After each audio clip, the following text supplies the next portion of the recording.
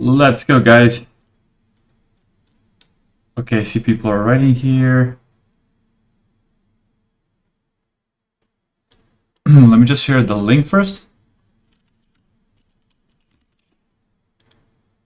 I still have my pillow. My shoulder is feeling better, but I still need the pillow just to stabilize my scapula. Otherwise, I'm in a whole lot of pain. Okay, here's the link. Working on speeding up fuzzy and adding tqdm progress across the sub-processes. That's the idea there. Let me just see what this person wrote. Language identification for short text is very hard. I managed to get something that works well by adding result of different detector. I made my own lib, but I'm not sure it's very interesting for 200 languages. Maybe if you sum result of fun LID and fast lang ID, you can have better results. Nice.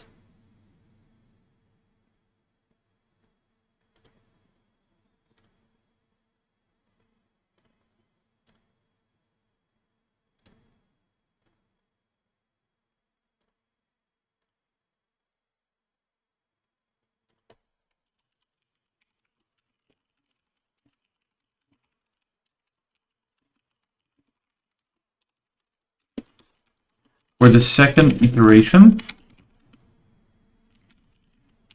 I'm actually planning on training an LID model for HBS versus non-HBS.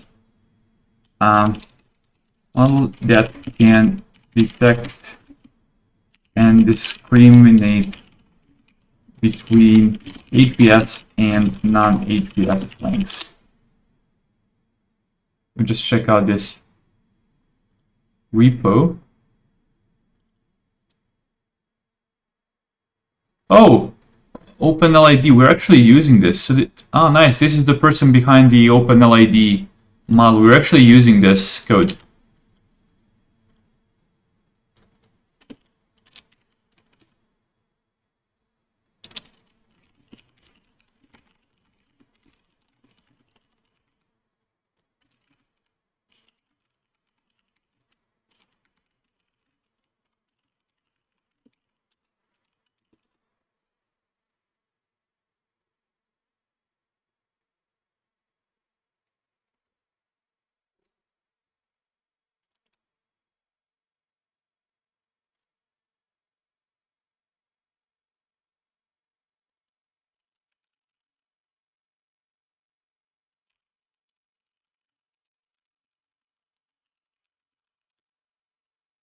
Okay, anyhow, let's get going, guys.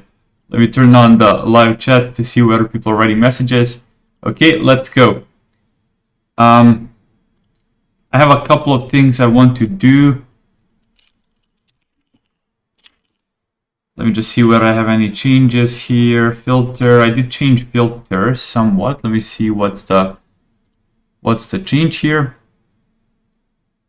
Okay, I tried to introduce tqdm, but this is not going to work that easily. Anyhow, this morning I introduced two stages. I decoupled our filtering into non-fuzzy and fuzzy. And this should now work. I just need to speed up the fuzzy detection. So because of that, let's go to dedup, filter line. I realized just how tired I was over the last couple of days because I couldn't sleep. Like I feel so much more energized now, even though I'm still not fully recovered. It must have been pain to watch. Okay, filter line. So min hash. I want to somehow parallelize this init method. Okay, so once we build, we instantiate the LSH object, and then we the min hash, this updating should be embarrassingly parallel to the best of my knowledge.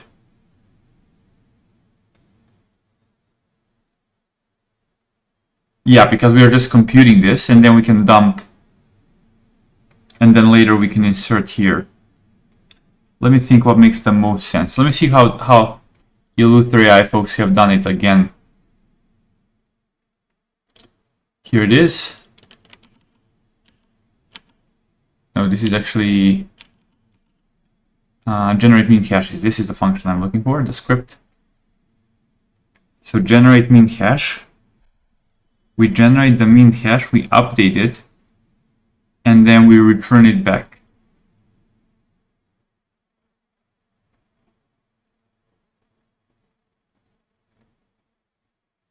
And we get them back here. And after that, let me see.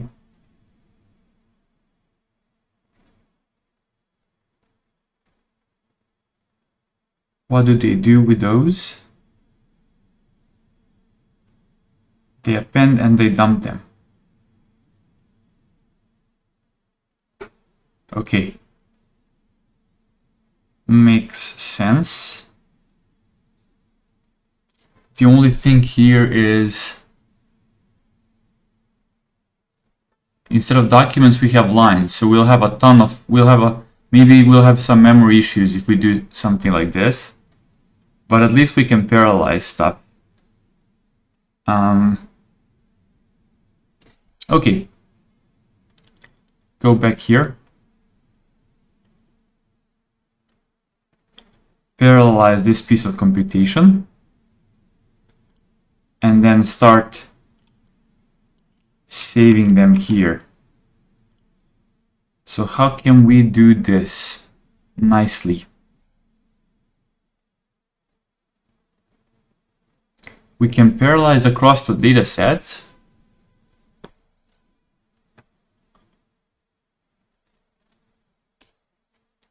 Or I think that's going to be the easiest thing to do. Just parallelize across data sets.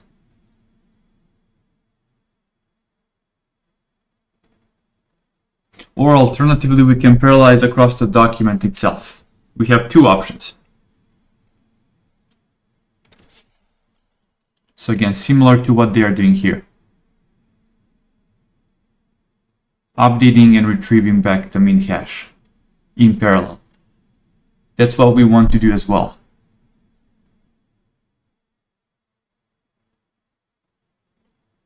They only have one mean hash per one document.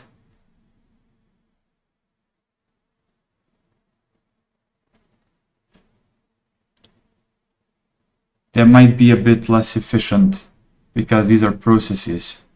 So we want to do a bit more work on a single process. Okay. Now the issue is if we parallelize across data sets, there is a big skew, there is a big difference, asymmetry between the lengths, the number of lines in different data sets. So if I do that, we're still going to be bottlenecked by the biggest data set, and likely we'll sometimes not gain a lot of speed up because of that. So ideally, we would actually parallelize across the file itself. But to do that,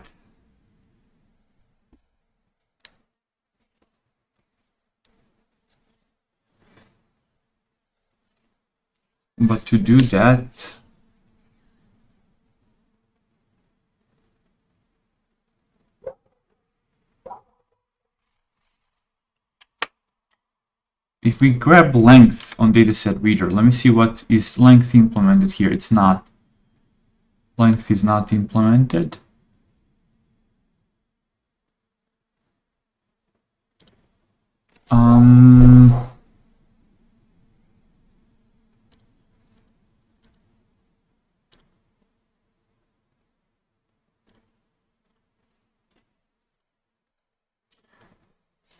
What makes sense here? We can find inspiration in the prepare data. There they also chunk. They parallelize across the file itself. So we can use that logic as well here.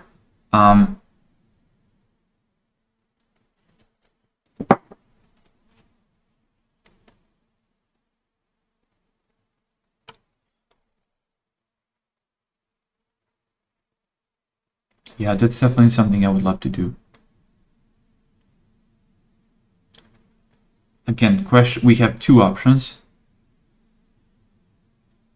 Parallelize across the datasets or the files. I want to go with the file option. So having decided that, let's go to prepare data. And let me see, where do we do, I think in binarize. In binarize, we have this multi-process line processor module.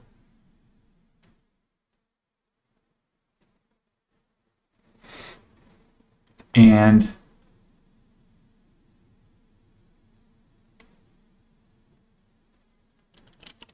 I think this is the main piece of this class, is the main one where that whole logic is happening. So we have run here.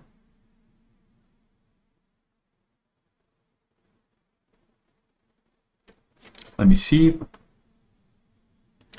Process file chunk. For file chunks, offsets. Find the offsets given the number of workers. Okay, this is exact logic we want. Given the number of workers, we want to find the offset.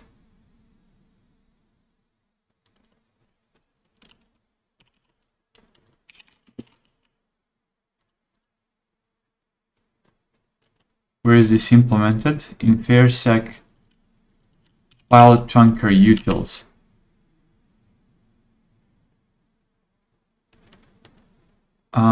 Why is this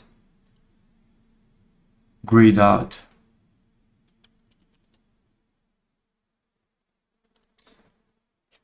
Okay, let's quickly debug this. I need to enter and understand how this works. Once we have the offsets inside of the file,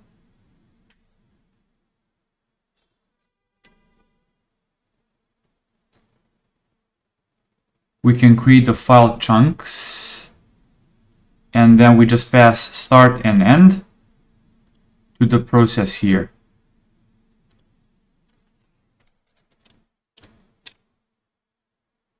So this one has start and end.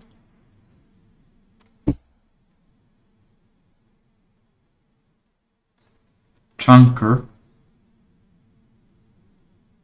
input file, line iterator.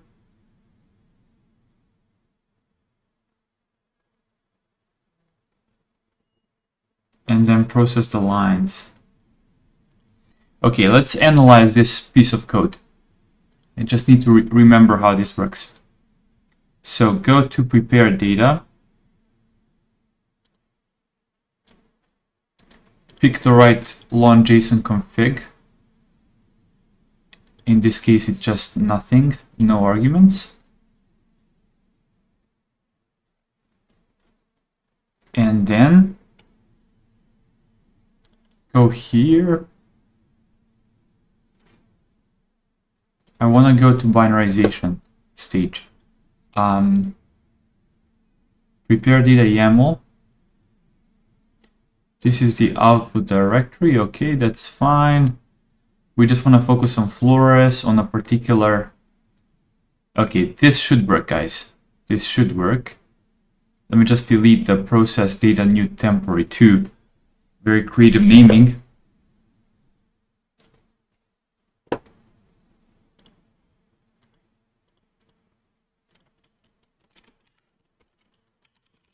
And even more creative renaming. So kick this off. This should be fairly quick. If there is no crashing going on, this should be super quick. Because we only have like 2,000 lines in this Flores data set.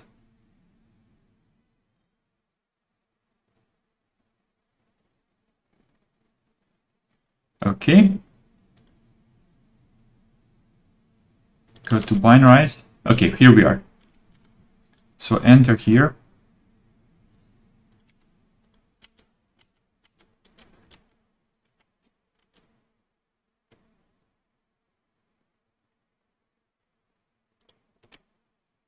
get the binarizer, and then we schedule it. So that means we're gonna run its run method. And then at the end, we're gonna return back the results. And that's it. So go to this, set a breakpoint to run, just hit run.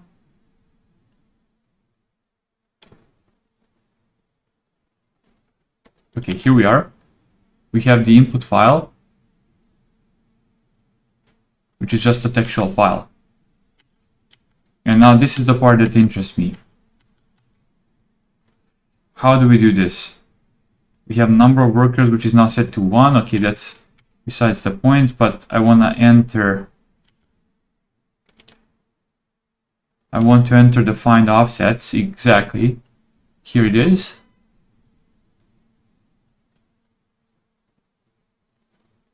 File chunker. So this is the logic. We open the file, fstats file, I'm not sure what this does, probably number of bytes of the file, and then get the chunk size. Offsets are gonna be like this.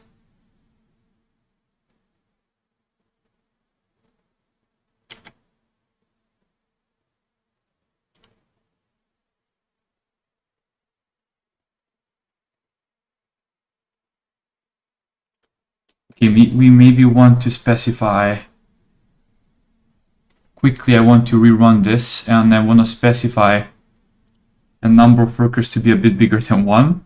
We need like at least 2. So let's do that. Again, what dictates that number is, let me see. Number of workers. That's like the 6th argument. Okay, binarize number of workers. That's inside of the config. So if we go to here, sharding default, set this to 2, and rerun. Rerun, get to binarize. Should be fairly quick, as you saw before.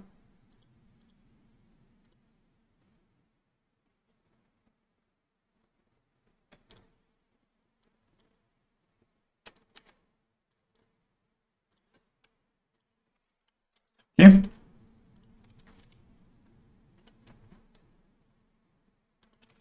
Again, just make sure we have a breakpoint on the run method. I think this is going to be fairly simple to implement. Okay. Come here. Enter the offsets. Open the file. Let me just quickly see what this line does using the magic of ChatGPT. Help me understand what the following Python line does.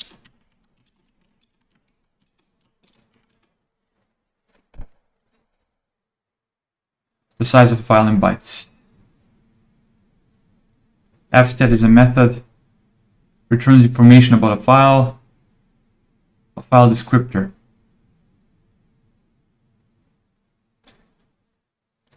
Of the file object f, it returns the integer that's used by the operating system to refer to that file. And then we get the stats, size of the file in bytes.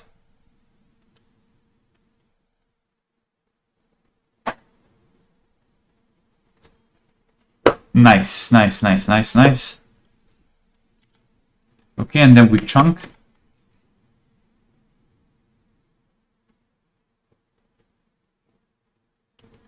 So what happens if this is an odd number? This should be like what, 6,309, which means we lose 1 byte.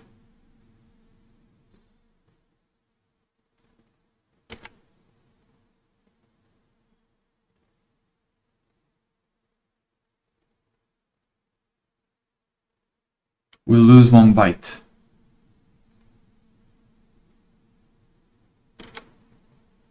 File seek. So this tells it position yourself on that particular byte, and then safe read grabs the position,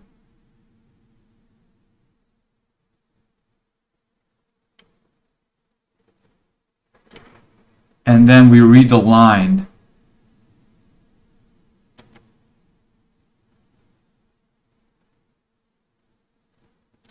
So we just put this to the offsets. 63, why 63 now? 63,109, 63,251. Okay, this is after reading the line. Okay. And next up, we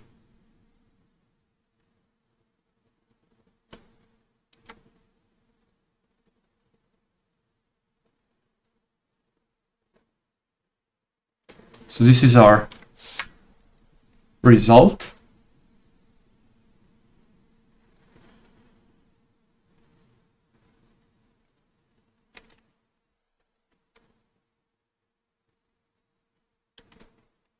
And then the size goes as the last argument. Makes sense. Makes complete sense. And then we form the file chunks. And then next up will be processing the file chunks. This is method, this one, and then okay, let's just run it until we hit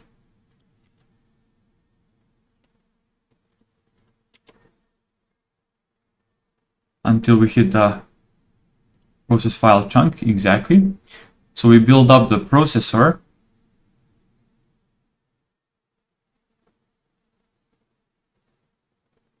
and then we call the chunker. And let's see what this one is going to do.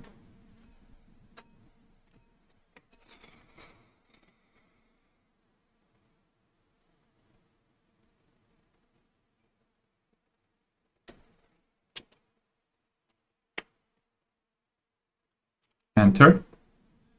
Chunker. We basically pass in the file and the offsets. Okay. And then on the enter, it opens up that file and returns back the chunk line iterator,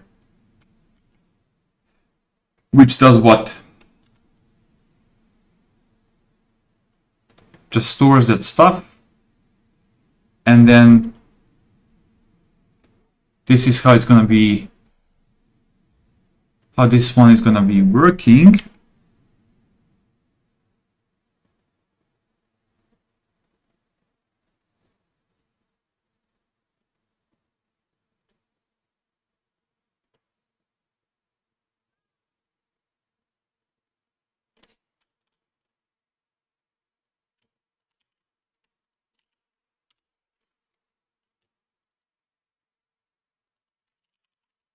Find this class.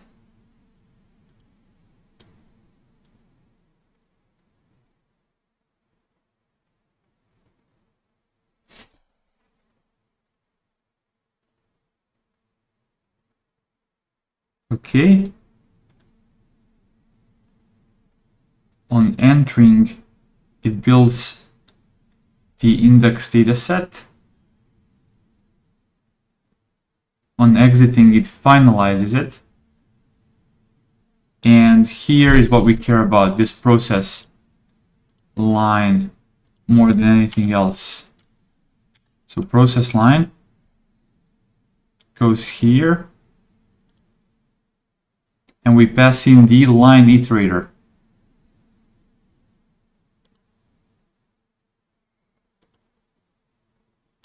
And then we iterate through that one. And we keep on binarizing. Okay, this makes sense. So the main thing is in this iterator. This is the main the main thing. So we first seek, then we save read line.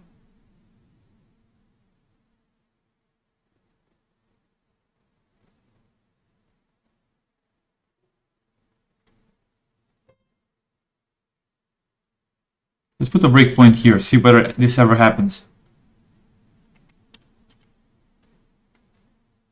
Grabs the line, grabs the position.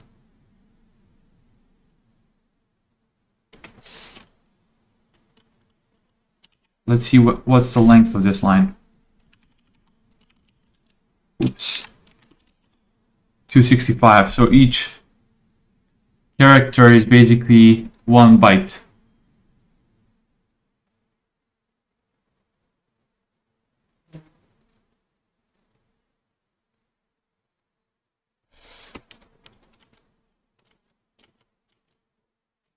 And then we yield that line.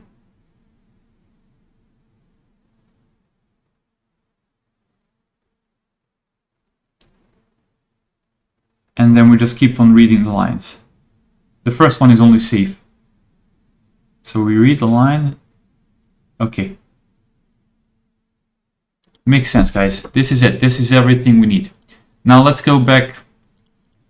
Let's stop all of this and let's go back to dedup logic.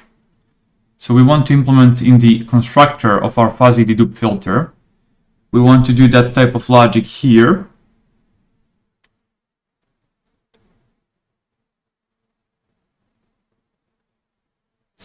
Just to speed up stuff.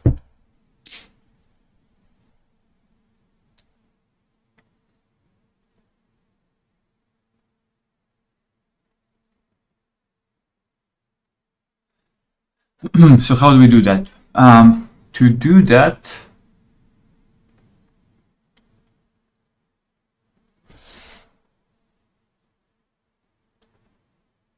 we need to first get the offsets. So let's just copy what we saw before. Binarize.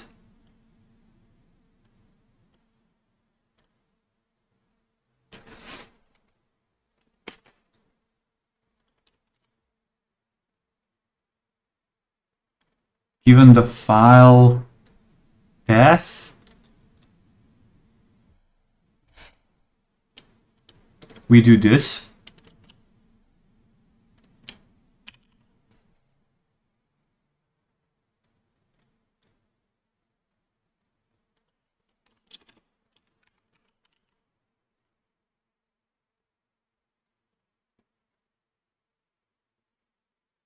Because our source and target are of the same length, we just need to grab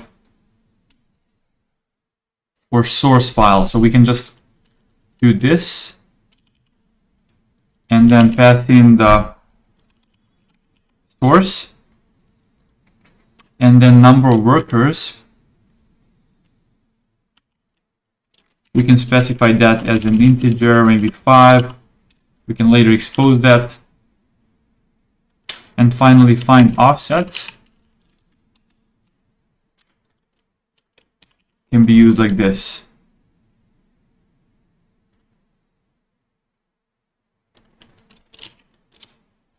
Okay.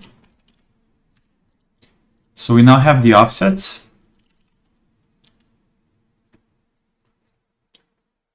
And now that we have the offsets, we do what? We create the file chunks. And then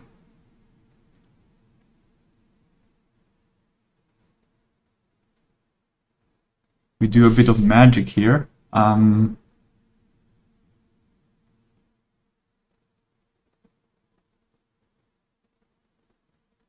Basically chunk by chunk.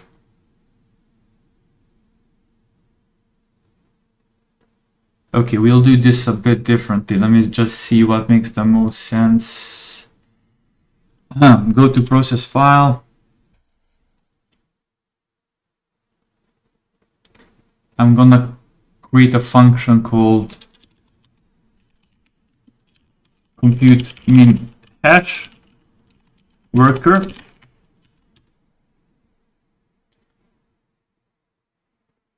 That worker will be given the input file and offset start, offset end. Next up, it's going to do this, and then we just need to iterate. Okay, let's see how to import chunker. Chunker is in the same location. Okay, we have chunker already. So with chunker,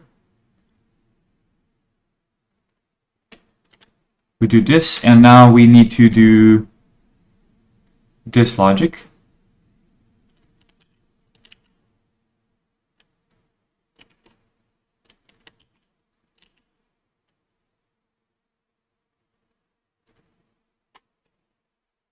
Obviously, this will have to be self. We'll also need to pass in the number of permutations.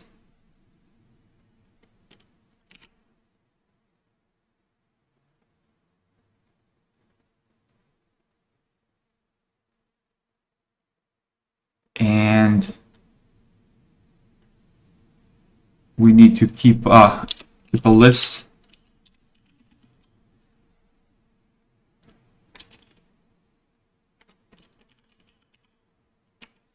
like this, and then return back this. Okay.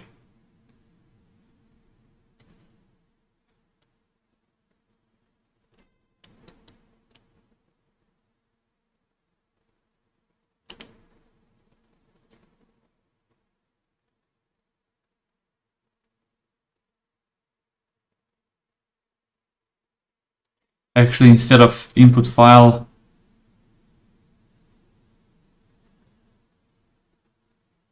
this might be a bit trickier because we have two files, not just a single file.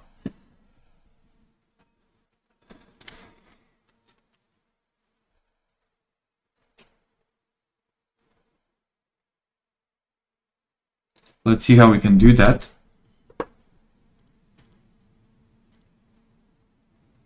Hello guys, sorry I didn't see the messages. Thanks for the kind words, guys. What is this about? This is about building the Open NLLB project, which you should check out definitely in this channel here, Open NLLB, in my server. Basically creating open source models for machine translation, multilingual machine translation for 202 languages.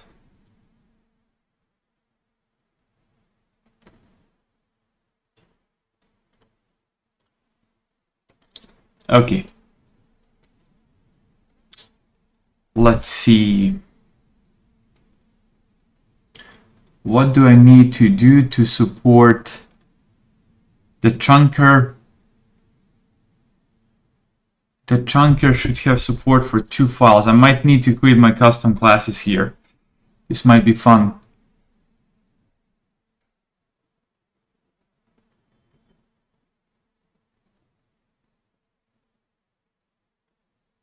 I need the dataset reader somehow.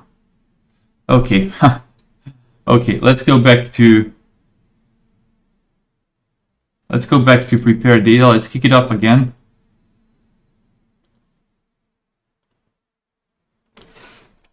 Until we hit the run method. God damn it, I need to do this. So we are gonna parallelize the computation. Otherwise, things will be very slow. Okay, process file chunk, hit run. Let's wait until we hit the chunker. Come on, come on. Okay, here we are. Enter. This is the chunker.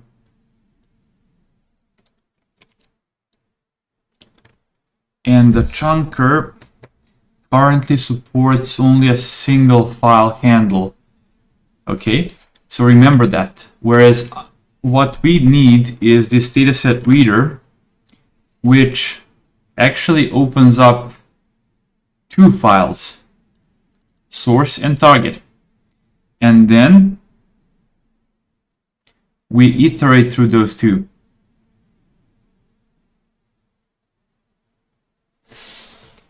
We iterate through those two. And we yield the line. So we need to mimic that same process in here.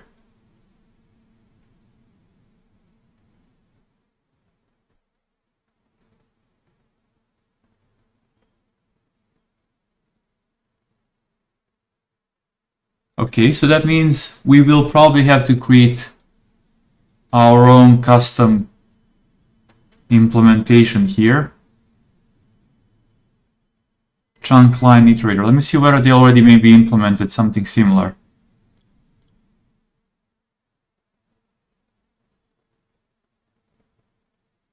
File chunker utils. Okay, they never had to do something like that.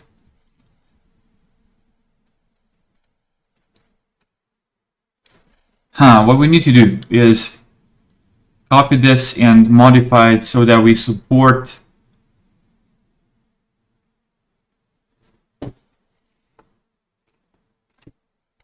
byte text and not just monolingual textual files. So how should we do that? Again, we are trying to parallelize the computation across the files. So we need to go chunk by chunk, but we need to read to both the source and the target, and then we generate the mean hashes there. So 100% we need to grab all of this, go to dedup, create a file chunker by text by file.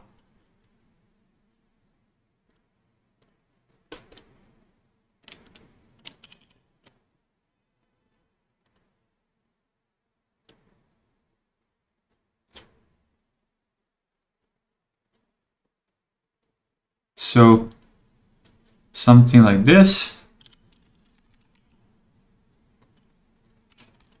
File chunker utils but by text. Okay. Let's see.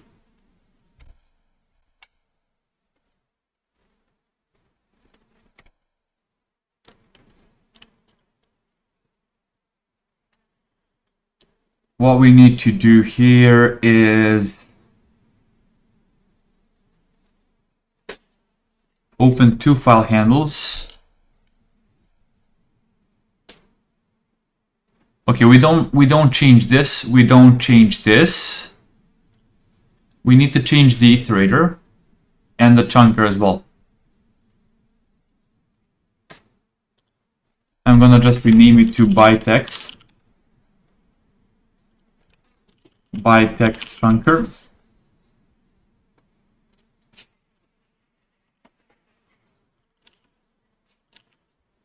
Like this.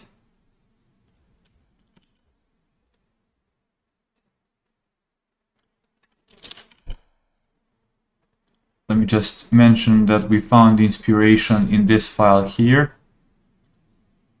Can we copy the path of this file somehow?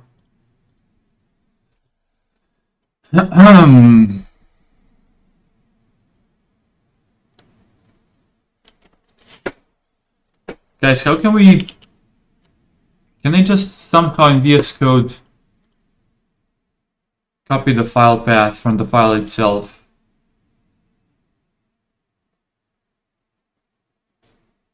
Is this for data collection? This is not data collection, this is the filtering pipeline for the data that we already have.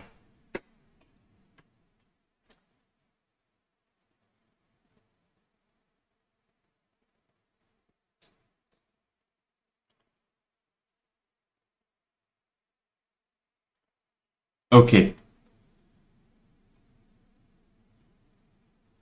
So the chunker will need to have two files passed to it, or simply a dataset object.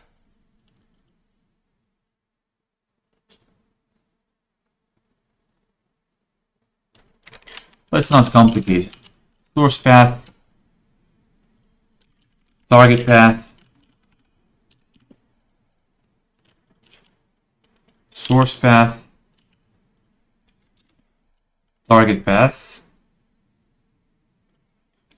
open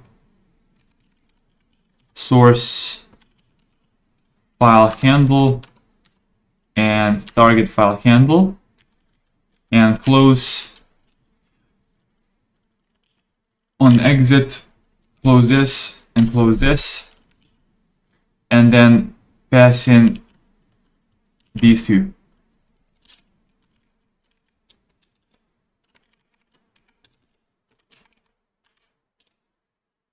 Exactly. Something like that. And then this one needs to accept two file handles. So again, source file handle and target file handle.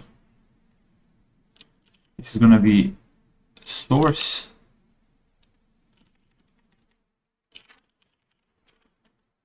and and target.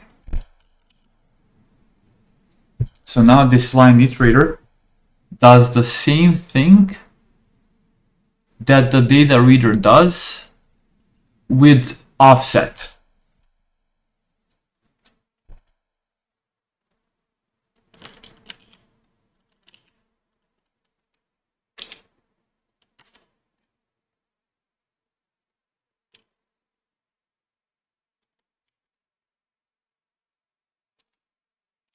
This is going to be the source line.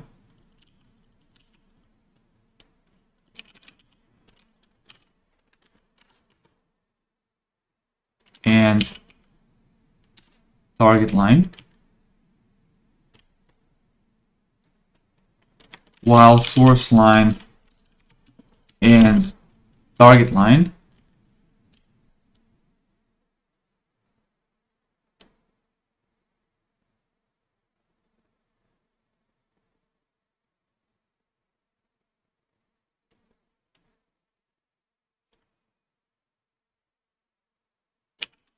source position from the source file descriptor and target position.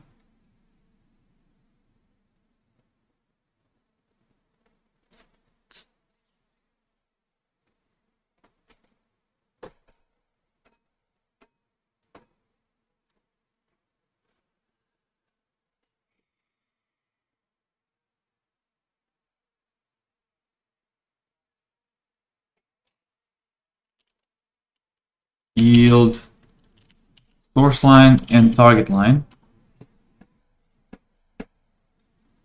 but we need to yield a data line, something like this. We need to yield a data line.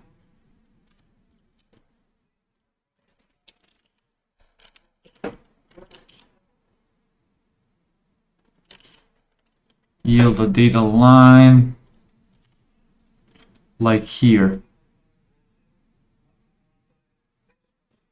and corpus.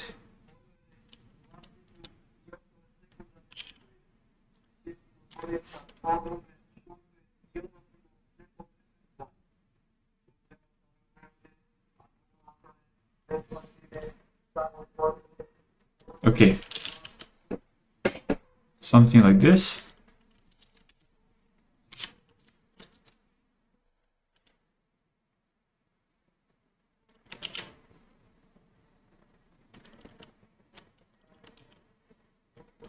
Source line, do we want to do the stripping? Let me think for a second. Why not?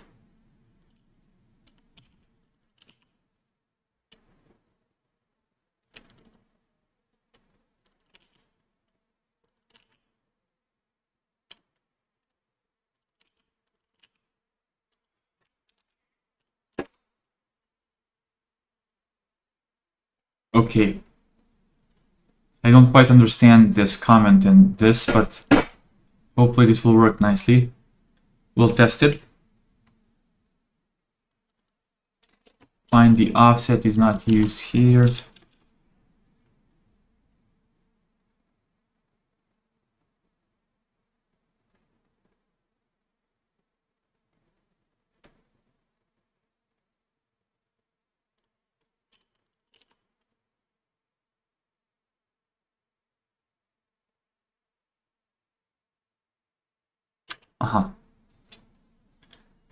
Okay.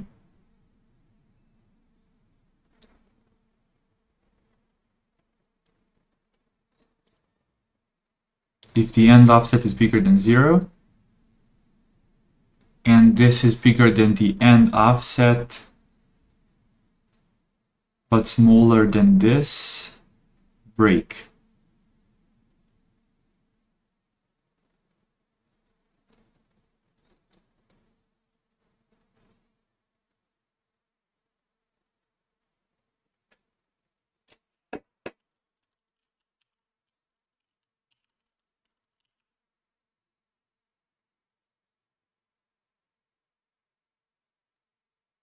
Okay, and this or this. So if any of the two positions is bigger than the offset, but smaller than the offset plus this number, then we break.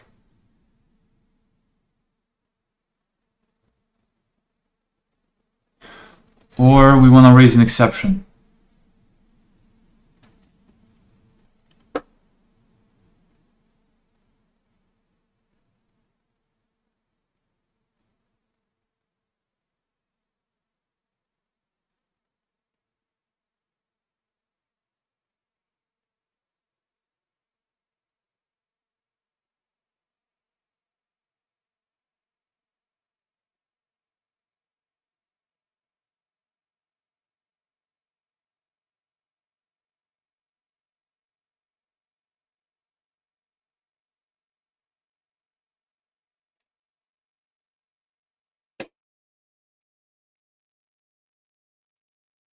Okay.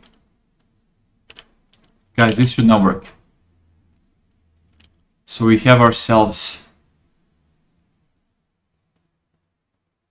a byte text chunker. So we can go to dedup. We can import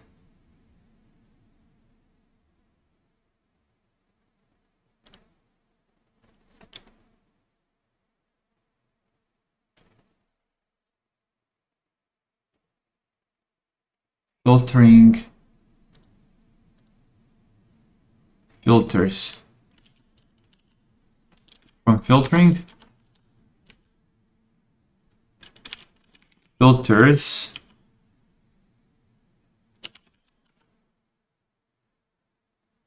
chunker by text, and find offsets.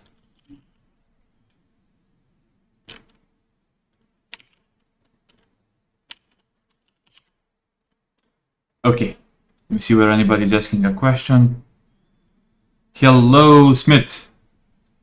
Weekend is going great, man. Very, very productive, and I have less of a shoulder pain, so that's great.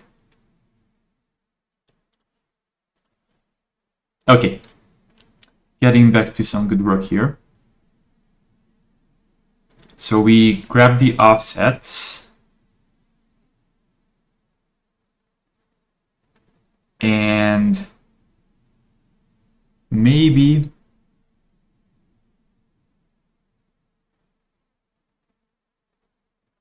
actually we will need to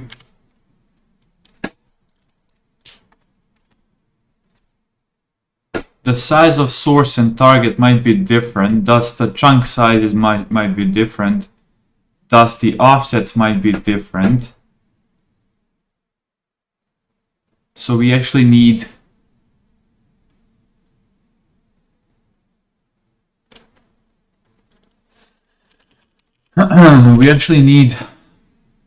to call find offsets for both source and target.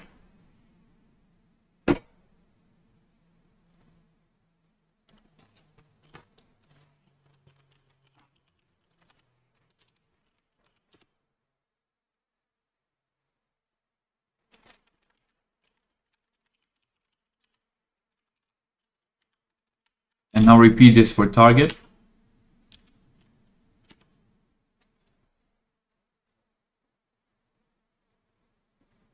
And now that we have this, we can now parallelize the operation.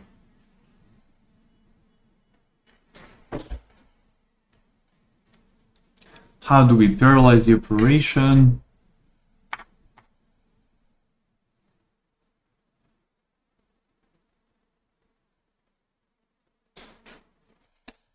By the way, just for profiling purposes, I'm gonna keep a temporary function here. Mean hash sequential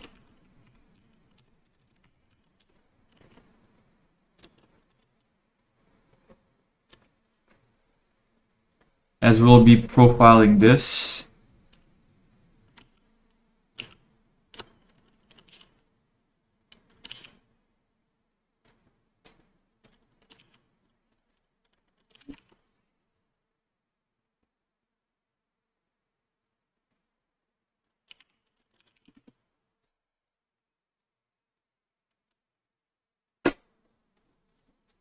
This was the old sequential implementation.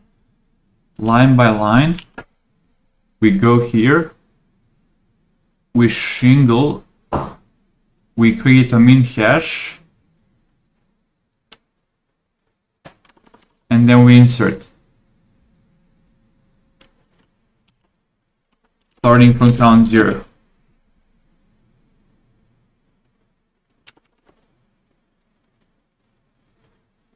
So create min hash, insert.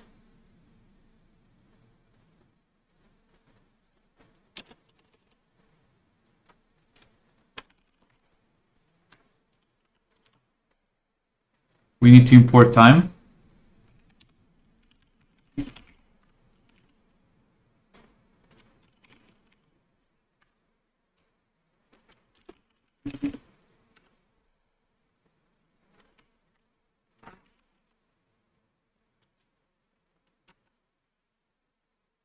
Sounds good. This is just a temporary file, not file, function. Okay.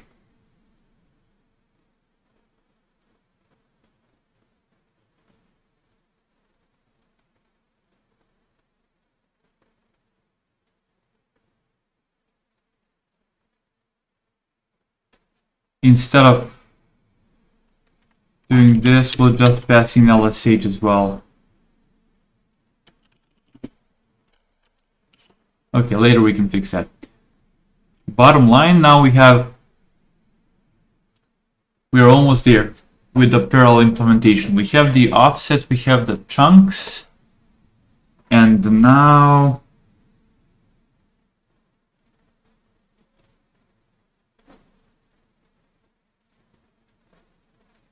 we need to call the map. So we need to create a pool.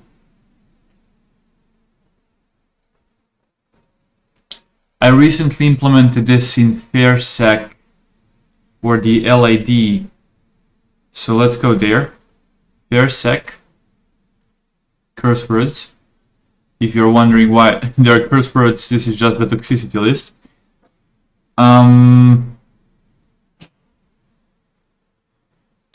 Let's find analyze data, process pool executor, exactly. We want to import this.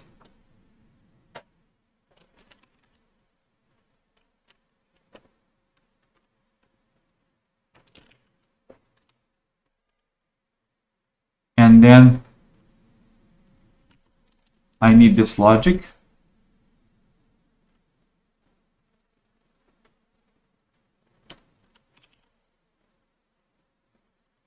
Code reuse there. And here it is. So let's see. We go through the chunks.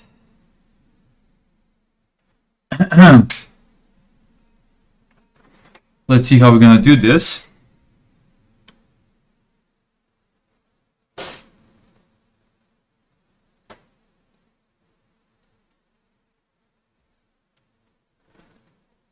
We don't have yet tqdm support.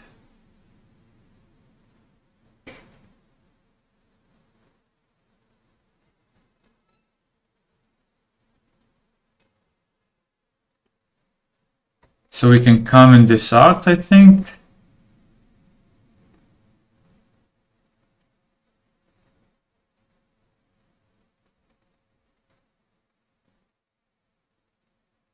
Is this a blocking call? I guess it is. This should be a blocking call.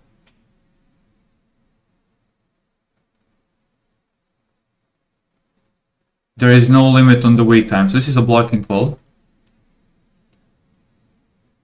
We can comment out this until we implement tqdm. So what we want to do is call compute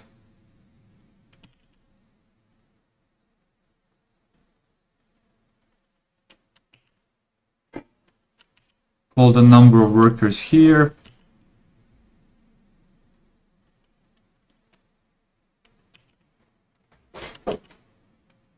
Okay.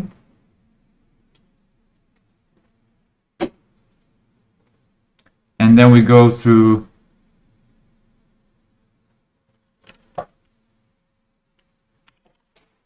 a zip between this and this, which leaves us with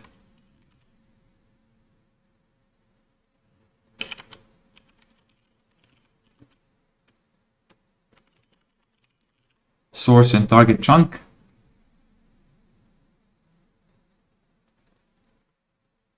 We call the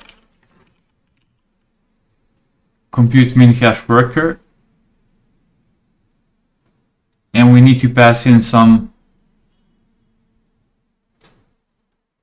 arguments. So that guy is supposed to go through the chunk of our byte text and compute the min hash. So because of that, we need to pass in, well, the simplest thing is, yeah, let's just pass in source path and target path and offset start and end. Let's pass in all of these arguments.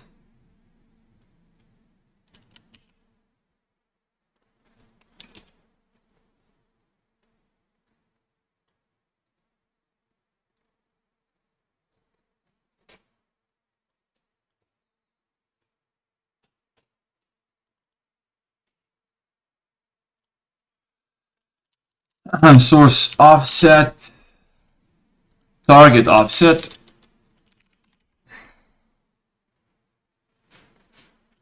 dataset source, dataset target,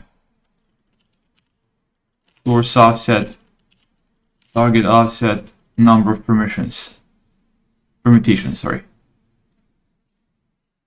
Once this is done, we wait for the results. The results are basically min hashes, however you call that.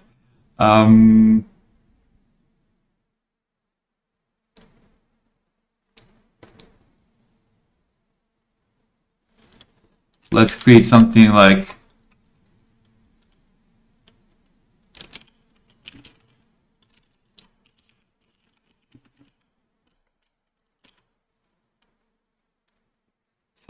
this.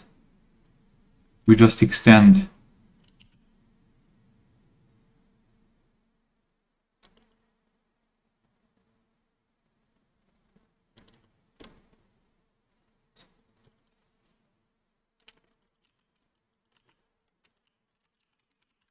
with partial,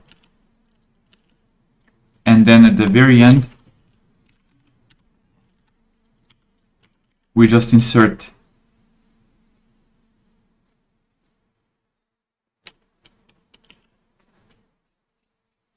but there is a catch. We need to somehow keep track of this counter.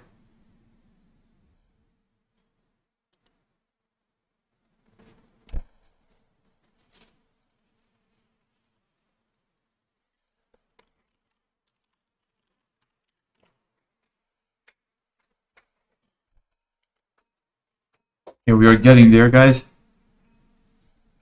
Making some progress. Okay, see messages.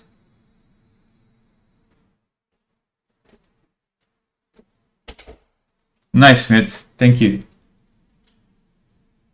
Can I give a short overview what I'm doing? What I'm doing is currently I am parallelizing the min hash computation, which is basically a part of the fuzzy deduplication, which is a stage in our filtering pipeline. And on a broader, like the big picture is that we are trying to basically replicate and create open source checkpoints for no language left behind project. So that's Meta's machine translation project that covers 202 languages. That's kind of the big picture and the micro picture of what I'm currently doing this task in particular. Okay. Let's see.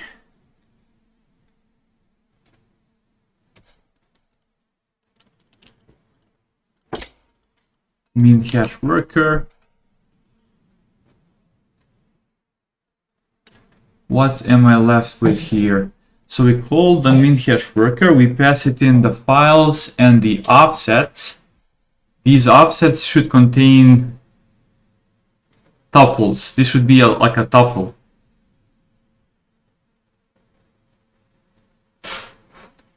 So having said that, let's go here.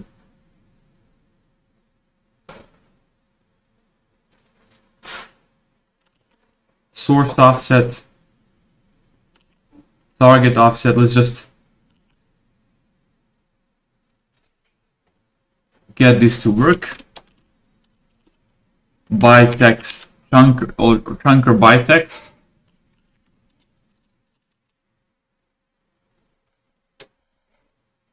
We pass in the source path. We pass in the target path.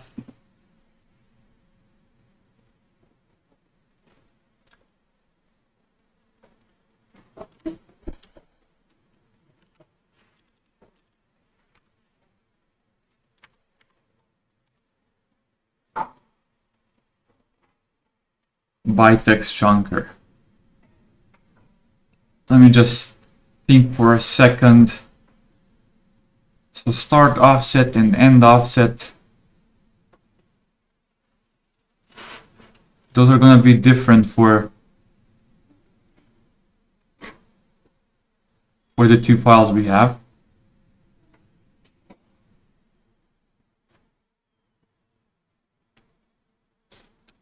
We have to have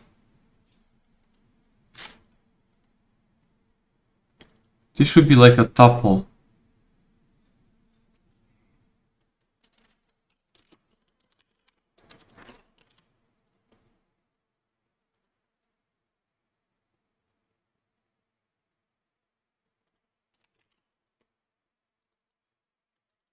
It should be like a tuple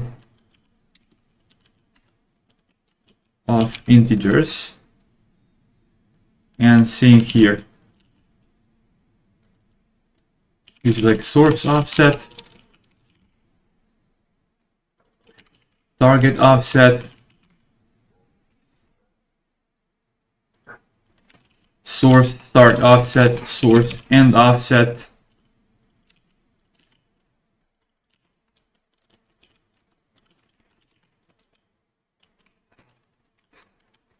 Repeat the same for target. Okay, looking good.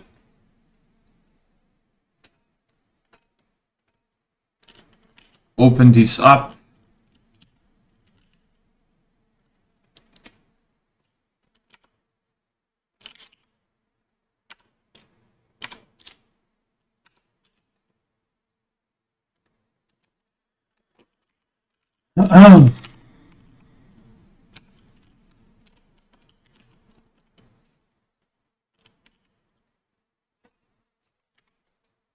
Those are some minor modifications we had to do to get this to work.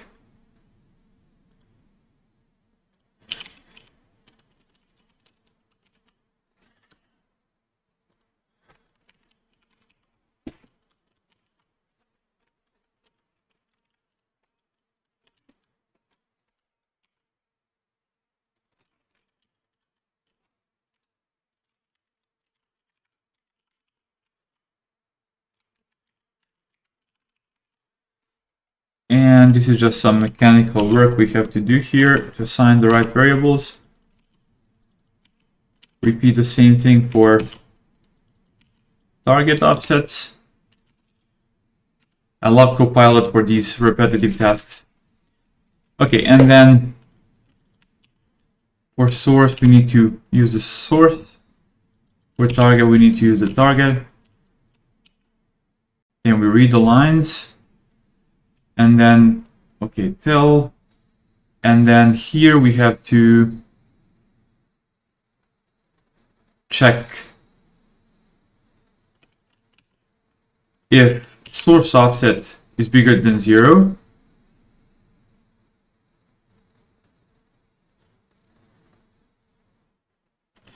And source bigger than source and offset, oops. And source smaller than source and offset.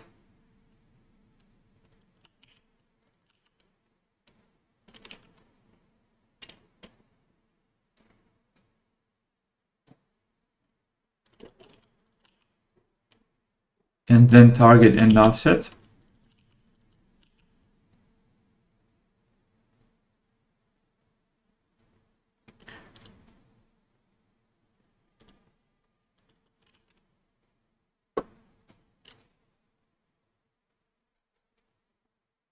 If the end offset for source is bigger than 0,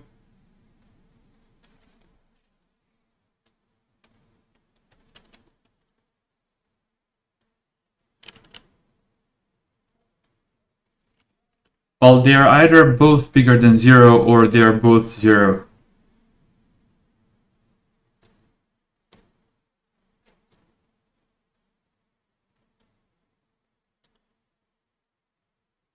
Aha.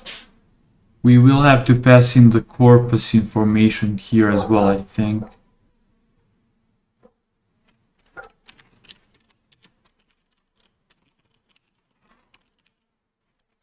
It doesn't even matter, so I'm gonna just say not answered. Or just empty. Because it's a required field. We have to specify something. Okay, I think this should work, guys.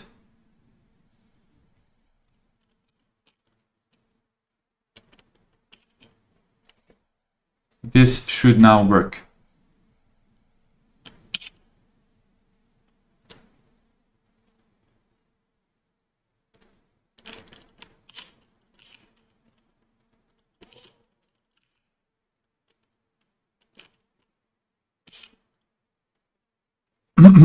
So again, we assign the handlers, the start, source, offset, the end, and same for the target. We seek for the source start offset, and then we seek for the target start offset. We read the line. While both lines exist, we grab the positions, make sure they're not above the end offset. If they're not, we yield the lines and then we read the next one. This looks good. So go back here. This is bytext chunker.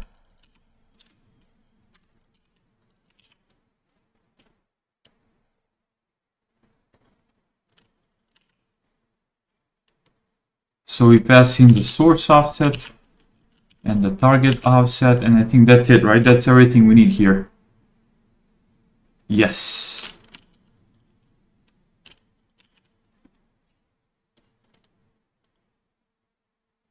And this is going to be the dataset line. So we can fetch the source and the target and update. Okay, this should work. This should really work.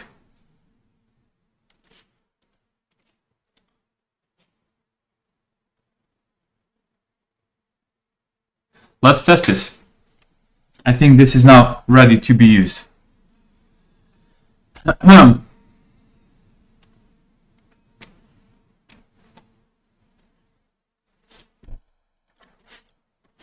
This should speed up our fuzzy deduplication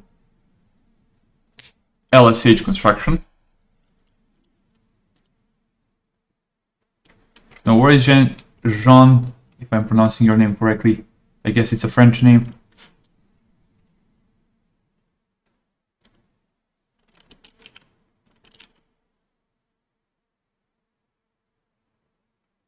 Okay, let's test this whole thing.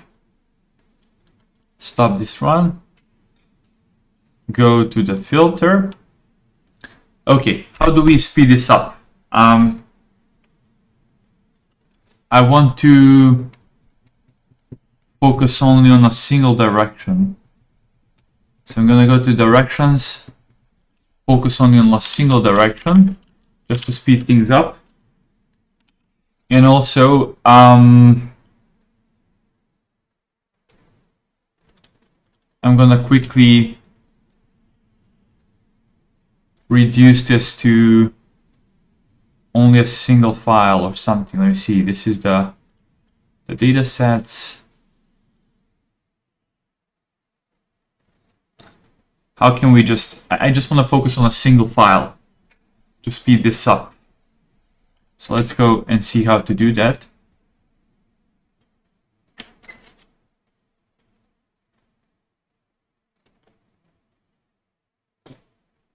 Directions, corpora,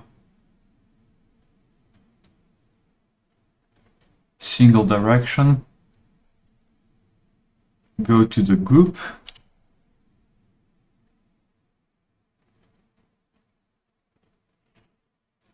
get the group config,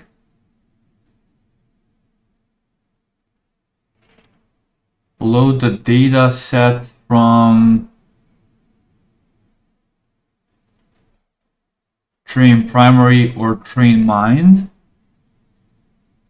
So that's ultimately what they are looking for. So, okay, let's then ignore all of this, just focus on the Serbian. Here is the Serbian. And then literally focus only on a single data set and comment out everything else. So like this. And directions. Okay, this is now incorrect number, but do we care? We don't actually. This was just used for sorting the file. Okay, this is all good. Now let's go to filter, kick off the run,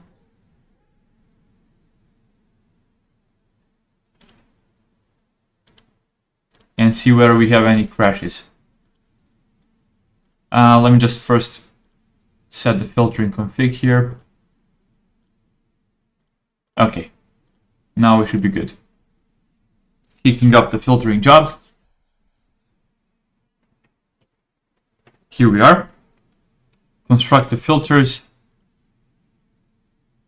There is only a single data set, hopefully, yes.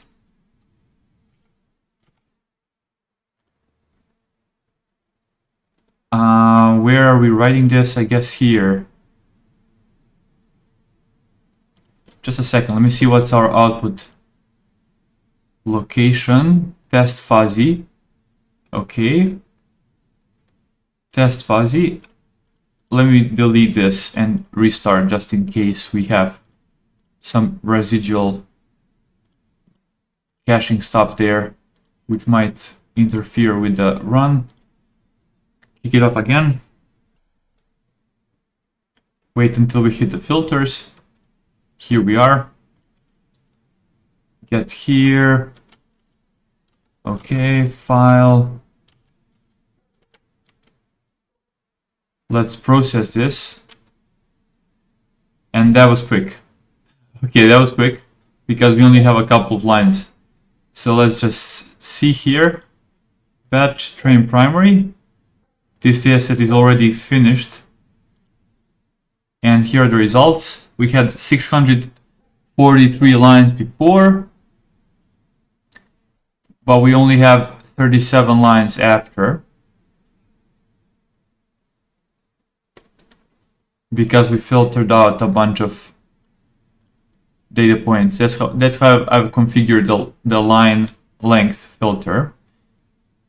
Anyhow, let's go back here and let's see how this is gonna work. So create the LSH, find the offsets here, find the offsets and then just chunk them together. Do the same for target. As you can see, the numbers are different. 0, 9, 1, 2, 0, 1, 5, 3, 1. Okay.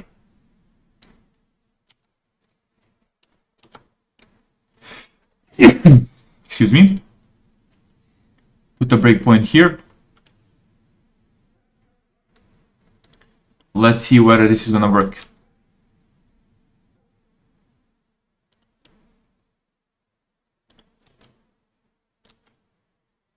Okay, so we are blocked.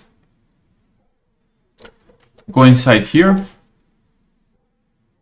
We are passing in the file path for the source and for the target. Before fuzzy, this is Serbian and this is English. And this should be a tuple, and it is. And this should be a tuple, and it is. Enter here.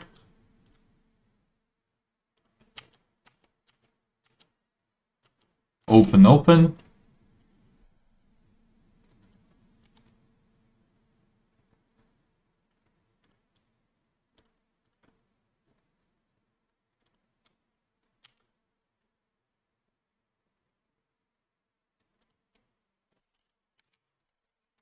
Okay, continue. And now the moment of truth. Line iterator. Here we are. Start is 0, start is 0, so we just read and read. People with latent infections are treated to prevent them from progressing to active TB disease later in life. Also, best latent infects. This is perfect. Then we fetch the positions. They're different because the sentences are different. We do the checks, and then we yield the line after stripping them. And then we read the next one and the next one, and we continue. Okay.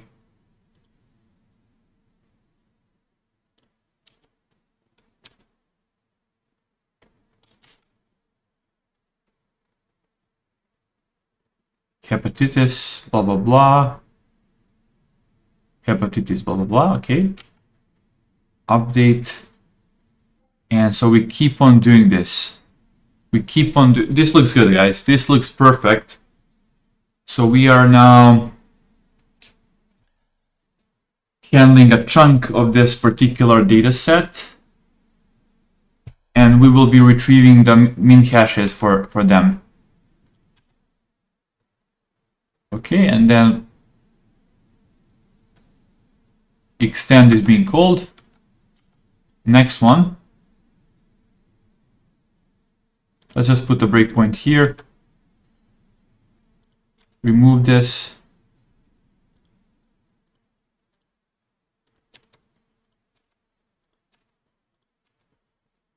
Nice. And let's see how many min hashes. We should have the same number of min hashes as the number of lines, which was around 600 something. Okay, this is weird. That's too much. Why? Why do you have 7,000? Or maybe maybe I misinterpreted something. Let me just see quickly. Train primary. Let's see this data set.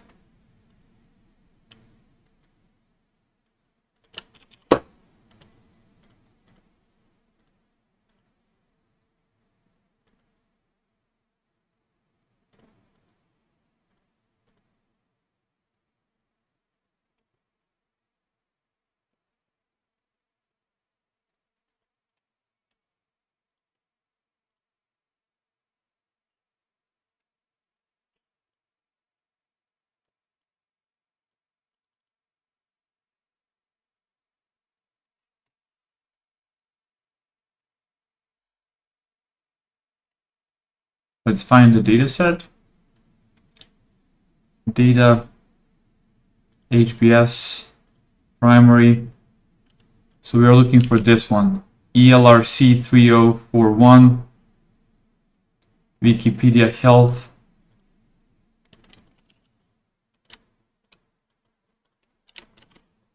Number of lines is 643. That means that's the same number of lines we should have. That's the same number of hashes we should have. This is one index, so exactly 643. But for some reason, we end up with much more min hashes. We end up with 7,000 objects. If I'm not misinterpreting that. Yes, it looks like we have some bug. Ah, you're not French. Okay, sorry. Thanks a lot, man. Yeah, I know it's hard unless you're following closely, but like if you spend a couple, like 15, 20 minutes, you'll figure out what's going on. Cheers, man. Okay. So, why do we have that error?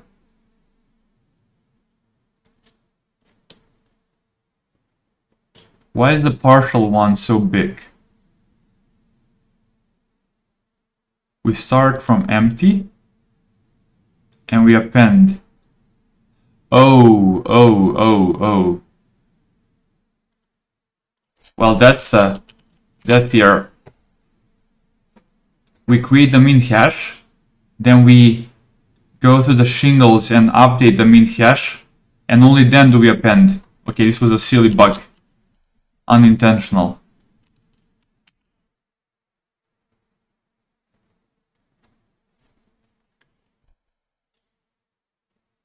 So again, the number of lines was 643. Let's kick it off again and confirm that that's the case here as well. Stop this. Filter, rerun. Or maybe first delete the temporary location here. Kick it off again.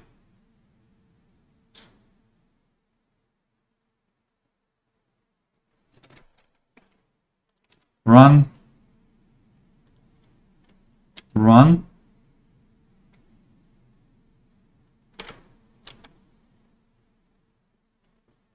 And let's see where we end up with 643.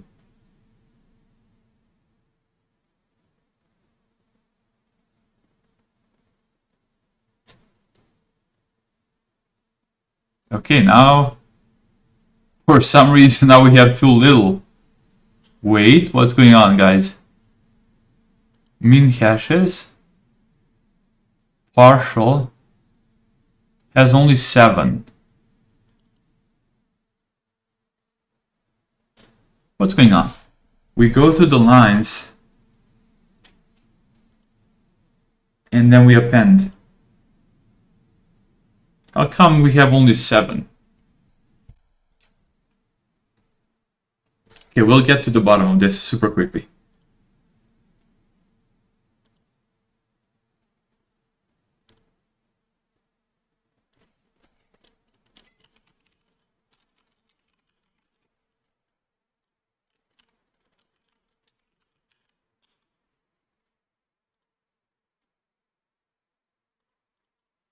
Okay, kick it off again.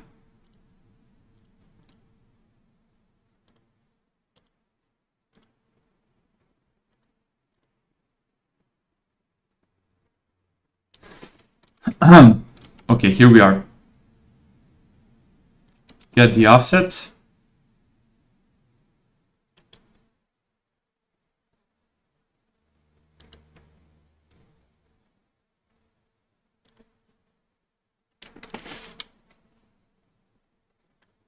Go through them. Pass in the source and the target. Okay. Let's see.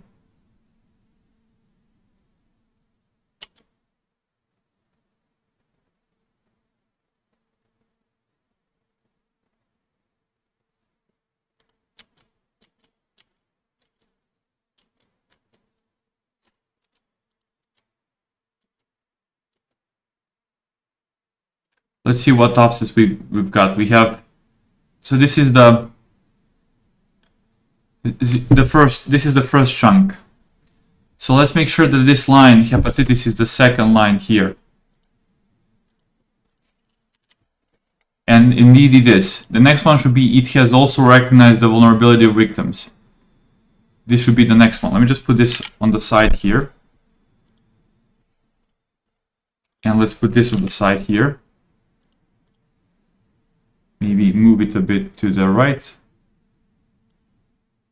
We only need to see the beginning of the sentence. Okay. Run again. What's this line?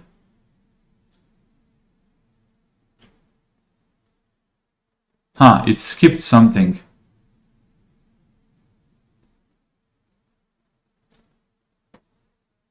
Are we in the same offset? Wait.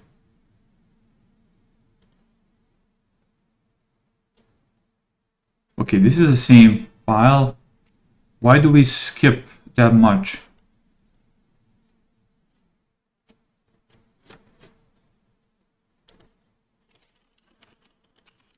$90.55. That's already 50th line.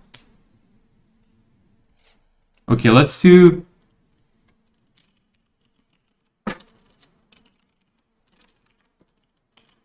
Let's add a tracker here,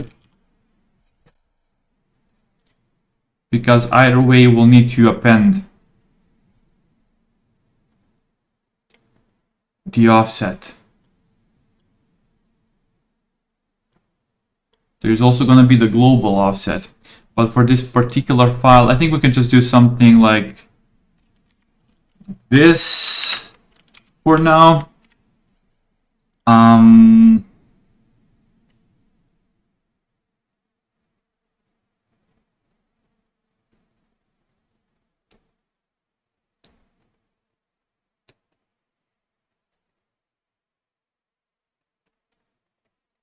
Let me see. These offsets tell us the number of bytes, but we need to know the line ID, the line number of this particular line in the whole file. And even for like going broader, we need to know the line number in the whole, for the whole direction, the whole language direction.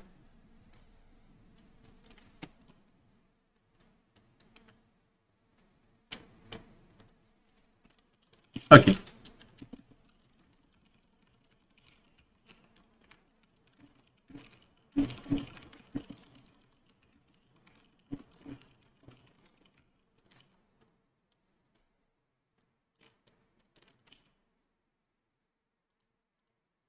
let's get to the bottom of this. Why is this skipping?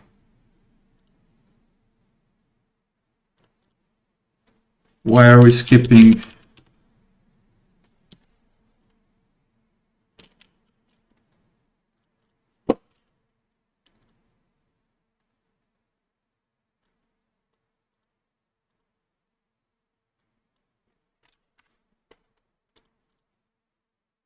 And run.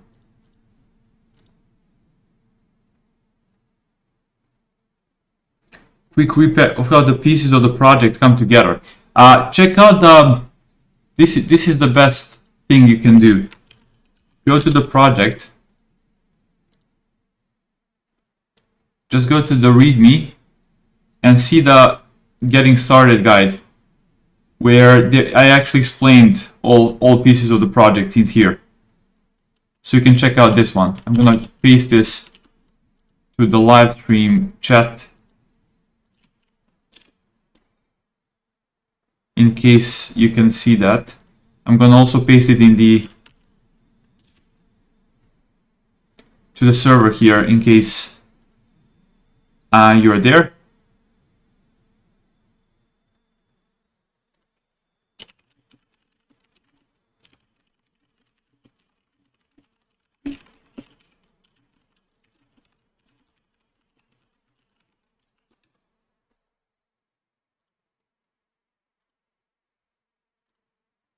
Okay,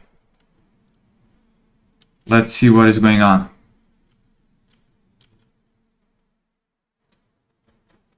The first line is latent infections.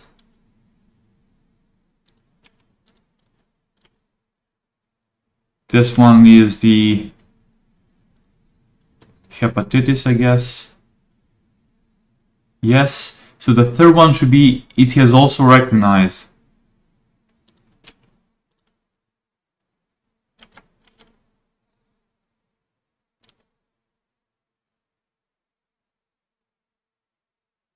But it skips for some reason, okay? Let's see why. Why are you skipping? 2 years later. 65, we are again skipping stuff.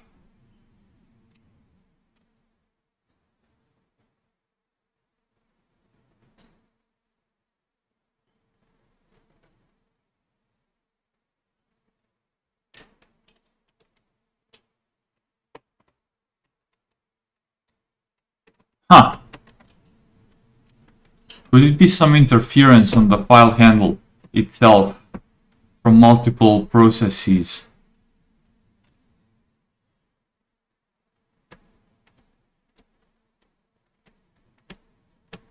Wait. Okay, there is something fuzzy going on, no pun intended.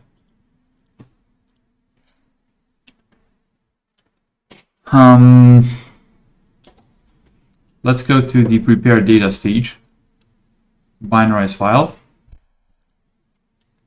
How is this working?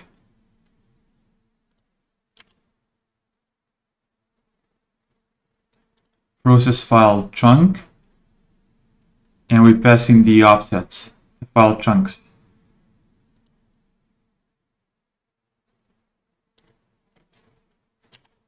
And this one has its own chunker. So each of them should have their own chunker, which means they should have their private handles to the file.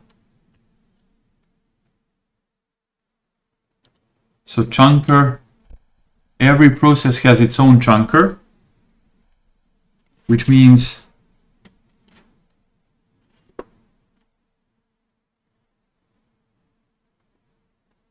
that this should work. Let's put the breakpoint here and rerun just to see what's going on. This took me a bit longer than I wanted, but it's very important to speed this up a bit and also have tqdm print the progress as we are running the filtering stage so that I know how much longer we have to wait.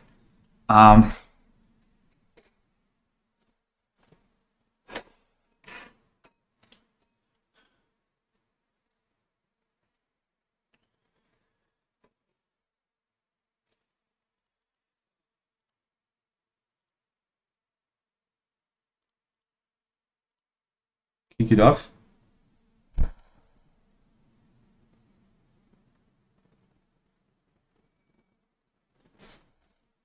Okay, here we are.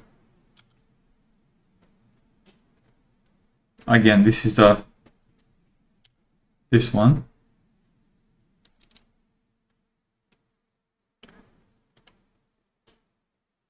Seek, read, tell,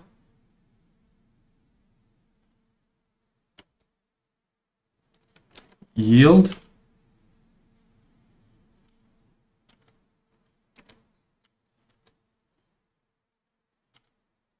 read the next one. Why?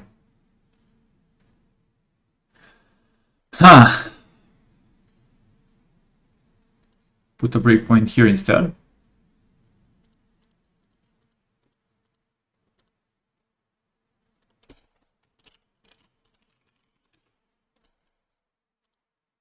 Run this again.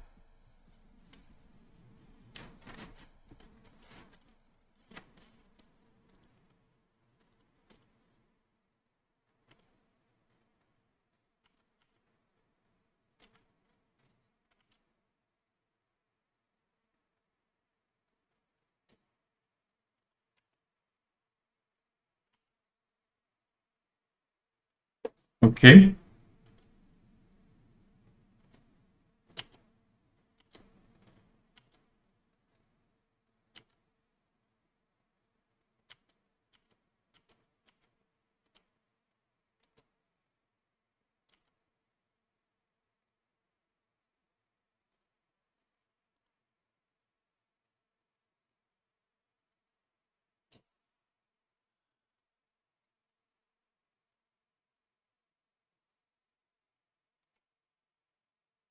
Nah, something is not okay here.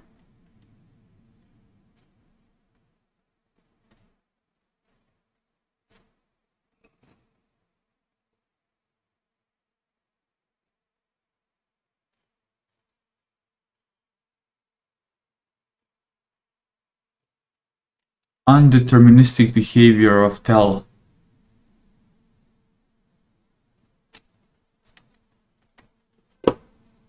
Let's see where we are hitting this, maybe. I doubt it. We only run this once in the beginning.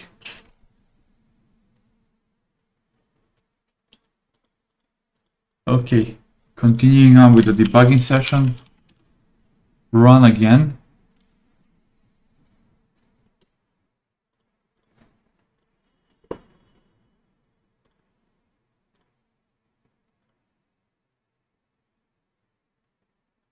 No worries.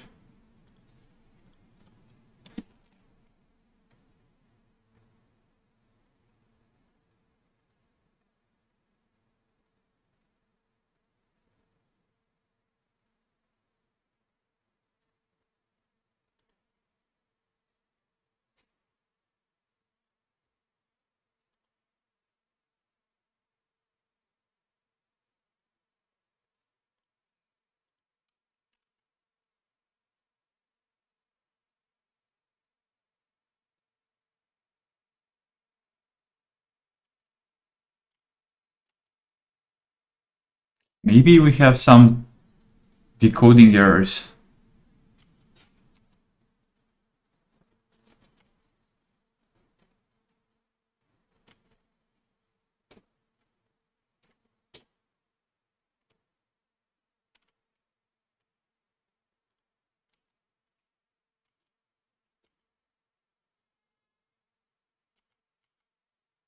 Okay, this is good.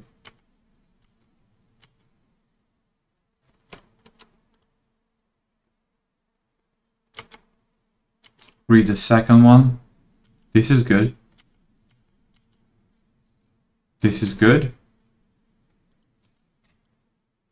But then,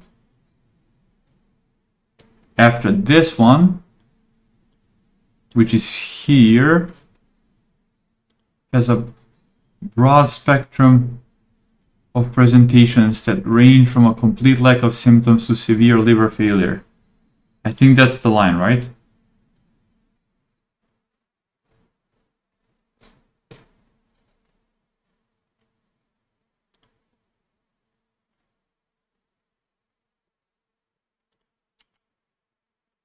And then it just jumps randomly here. So let's see where we are. 3, 4, 5. What? What's going on?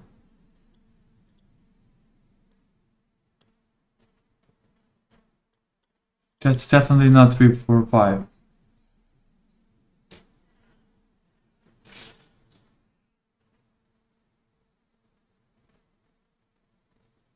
Am I looking at the correct dataset? ELRC 3041 Wikipedia Health.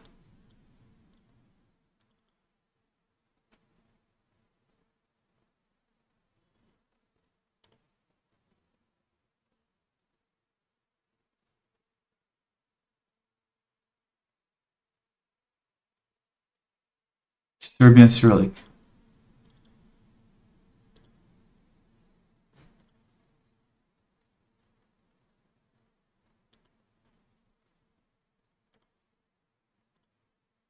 This is just weird.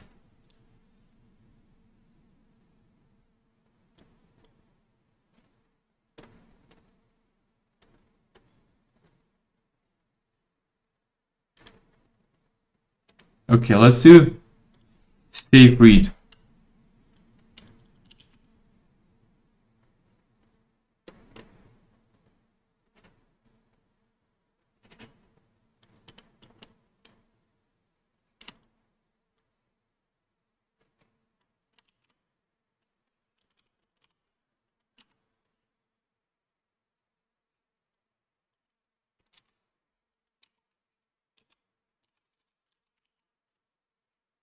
Let's see whether this helps.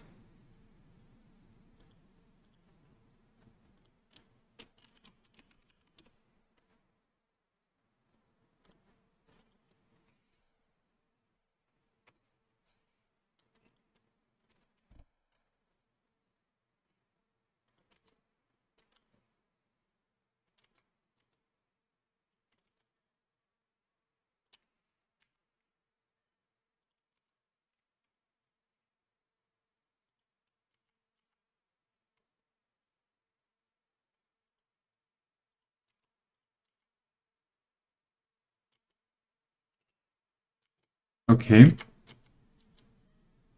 Looking good. So 229398.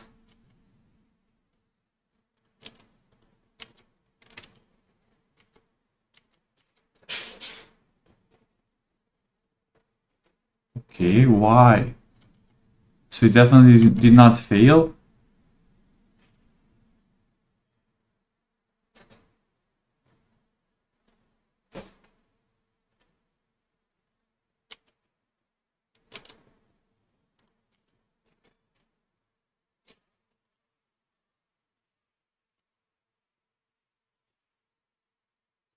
So it just jumps over a ton of these intermediate lines and ends up processing only 8 lines.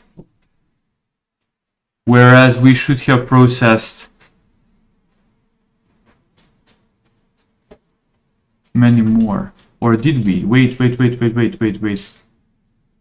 is actually good, guys. Wait. Because this is I'm constantly misinterpreting this as number of lines. So having this small number is okay. The problem is, why are we skipping lines? That's my issue.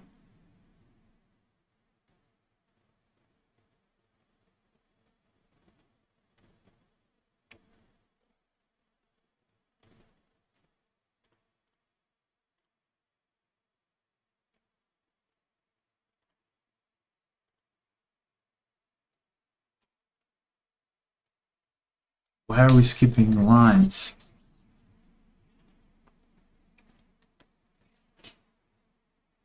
After we are done with this, I have to do the tqdm, attempt to just make it work for sub-processes, and then we can kick off a filtering run.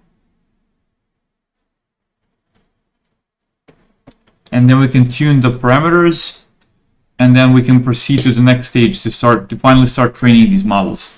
I'm really looking forward to having a checkpoint for HBS working. But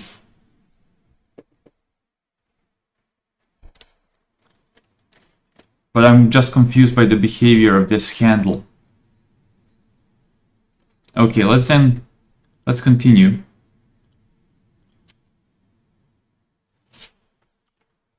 Let's see this one.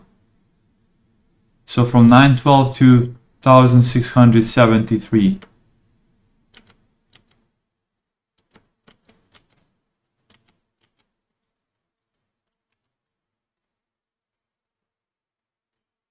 Advanced COPD.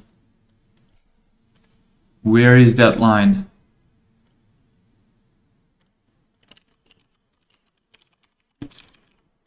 Here it is.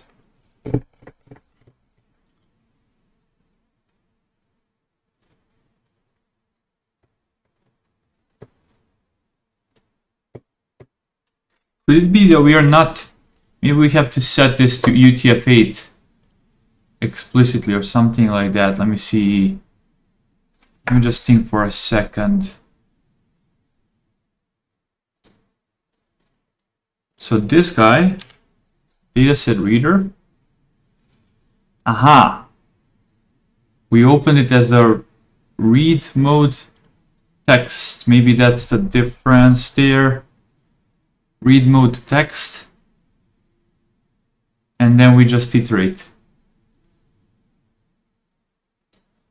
How did we open our files? Let's see. How does this one open the files? Just in the read mode.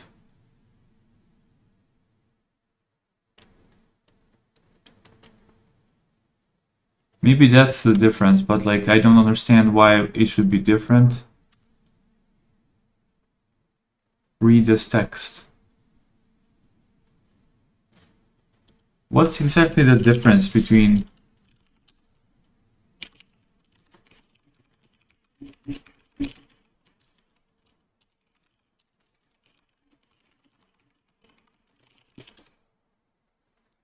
what is text exactly?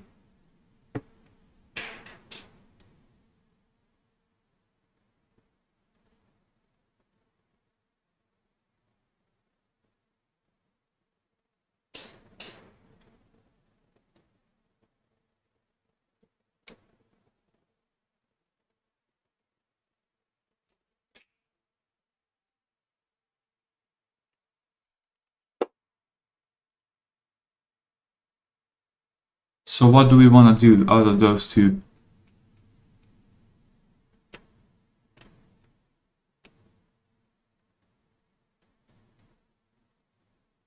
I think we are doing the right thing, but for some reason it's not working. If we were to open up this in a text mode, then I think we would have issues reading here.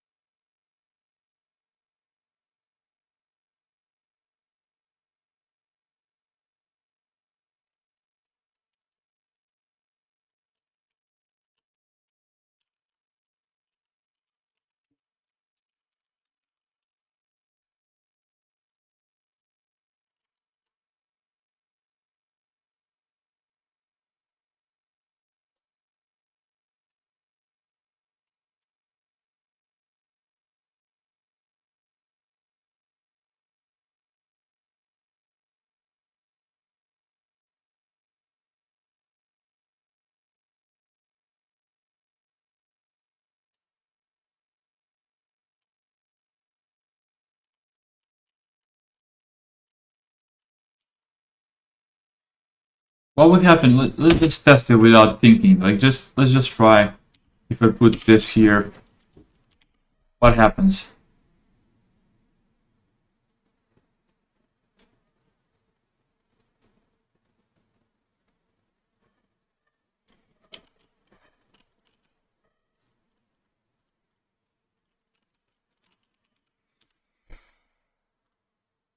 Let's see what happens.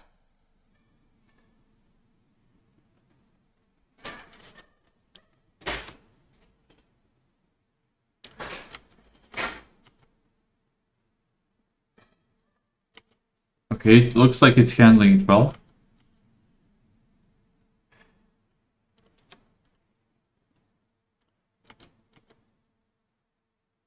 Okay, so far so good.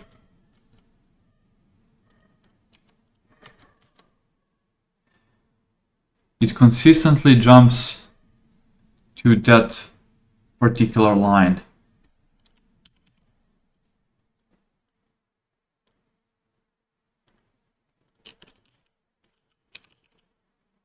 Which is line 50. How many characters we've got until here?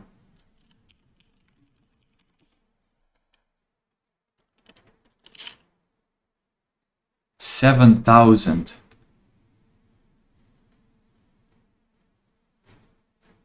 7,000 characters. That's a big jump.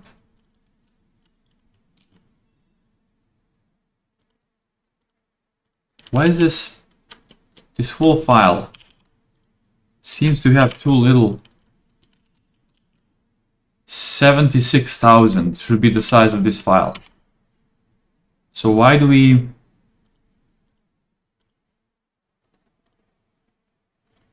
What do we get here?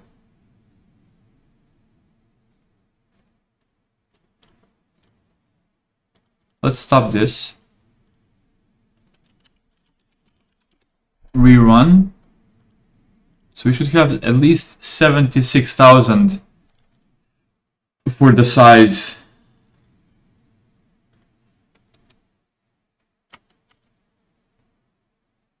But we only get 4,000. So that's the issue from the, that's like the first one, the first issue we hit. Why is this? Oh, guys. I'm just being plain stupid. Okay, that's because we are actually operating on the data that already passed through the length filter. So that means this is the file we should be looking at, guys. Let me show you. This is the actual file we should be looking at. So we actually go here. All is good. I think this is actually good. We go here, we go here, we go here. And here is how the file looks like. And in total, we are expecting 37 to be the output of our... Okay, that was a very, very nasty misunderstanding on my side. Okay, I think we can now stop this. Revert back these t's, we don't need them. Go to the filter, kick it off.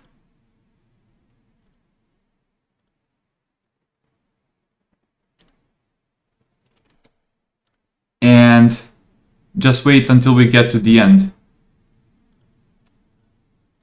Remove all of these. Remove this. Let's wait until it's done. We should have 37 as the output or something like that, right? And 37 it is. Okay. Nice. Perfect. With that out of the way, we have parallelization in place. I now want to do some profiling.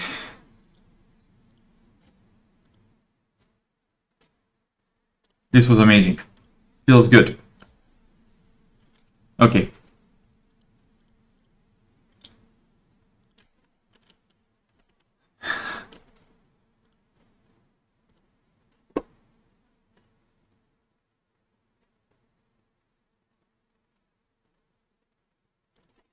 That feels good. Now we need to profile the code.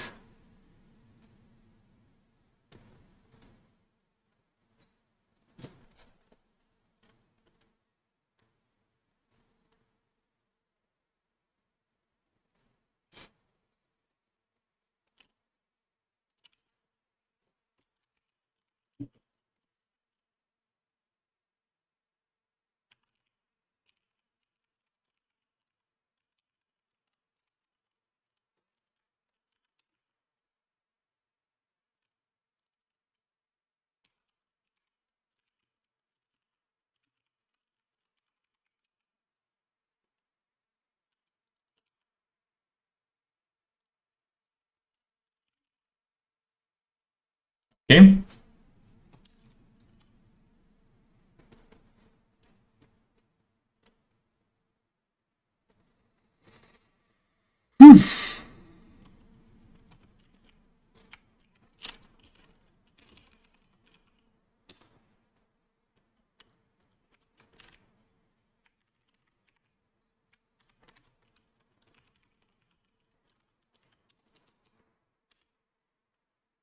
Here it is.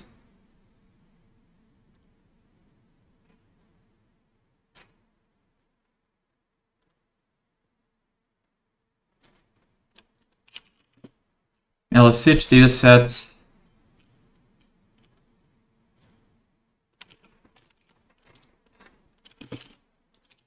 Like this.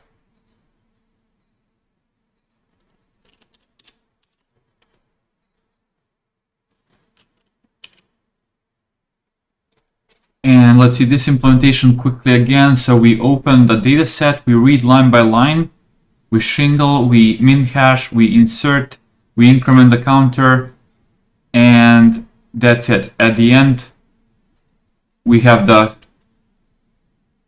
Okay. So let's try. I'm going to create quickly LSH S as in sequential, and I'm going to create self LSH P as in parallel. Same here. S and P. And then we call self build parallel, self build, wait. Self build LSH sequential.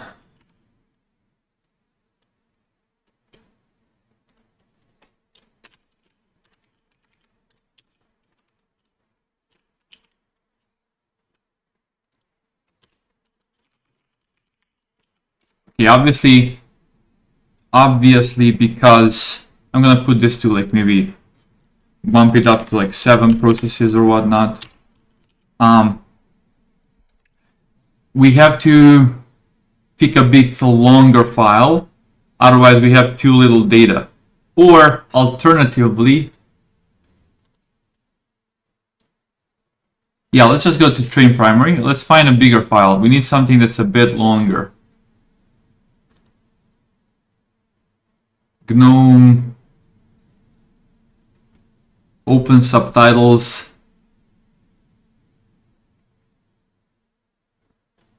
Let's see which one is longer. Go here.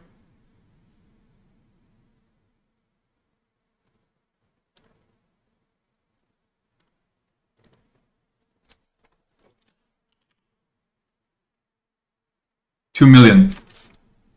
Let's grab this one.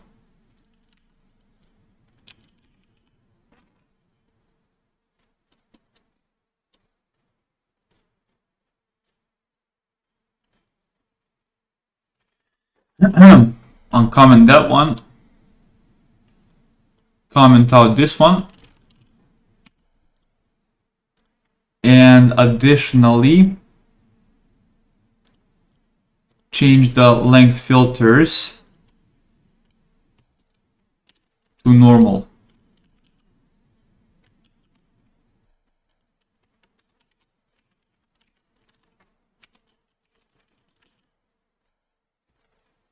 Okay, this now might be a bit slower, but we'll be able to compare.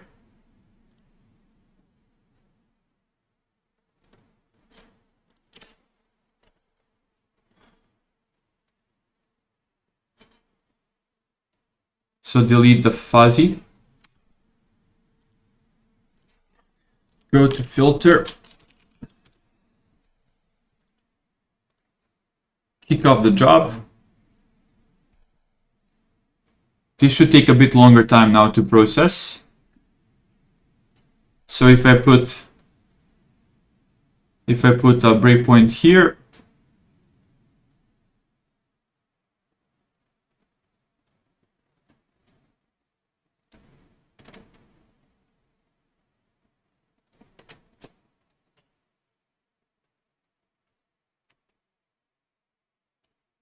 what's going on?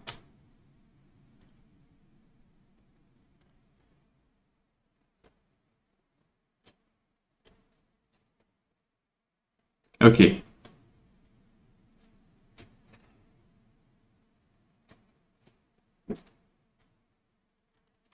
Let's let it run. Run.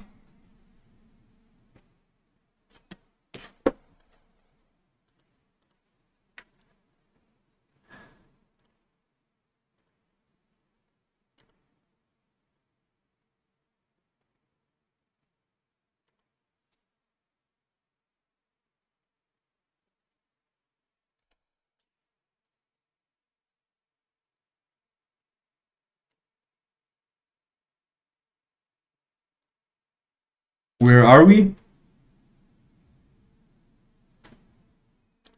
Okay, it will take a bit more. Guys, let's make a quick break just to stretch while this is running.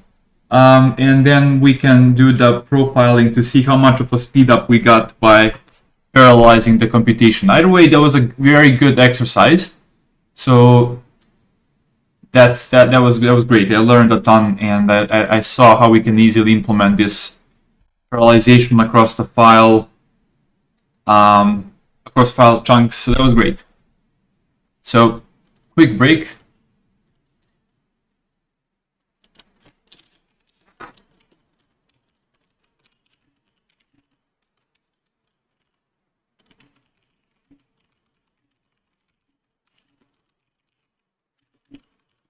Be right back. Okay, guys. Catch you in a couple of minutes.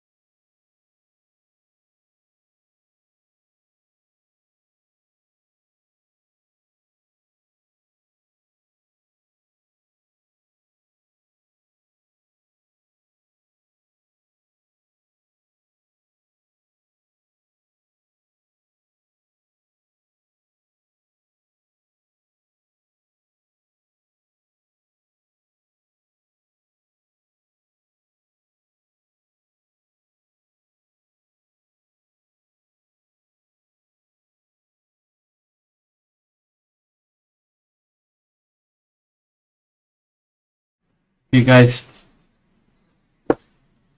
Let's see whether this is ready or not.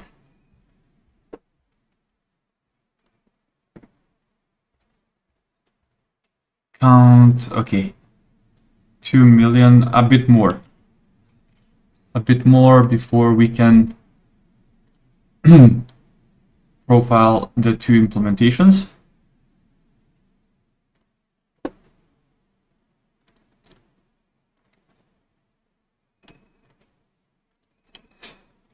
Let's see. Open subtitles was how big? Let me see it again. 2.5. Okay, a bit more processing, and then we can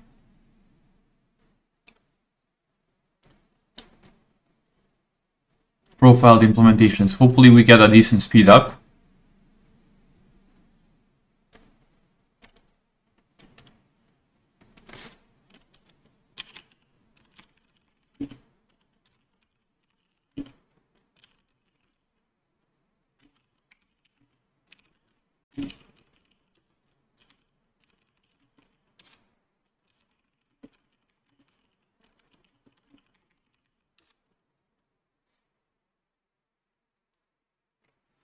Okay.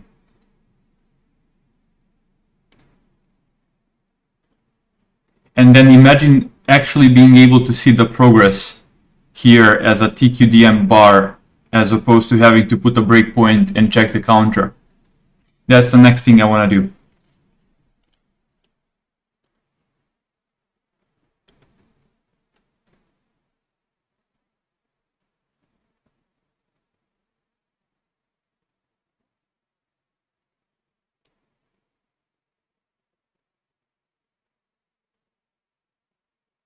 Okay, here we are.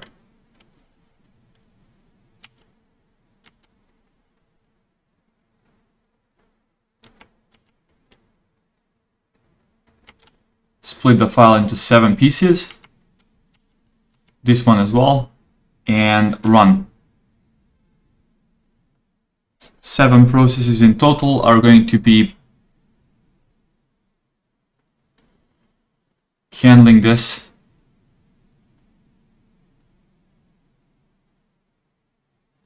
Oh my god. Was I that stupid? I literally didn't put we didn't put the time step. Like the only reason why I've done this is because I wanted to profile. Okay, luckily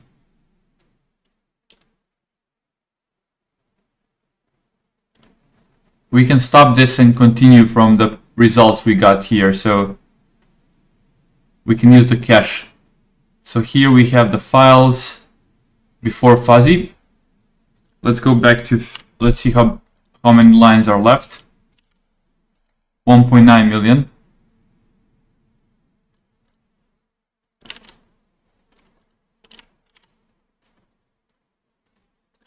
Open the filter. So if we run this again, because the file already exists, we're gonna skip this whole logic. Let's rerun.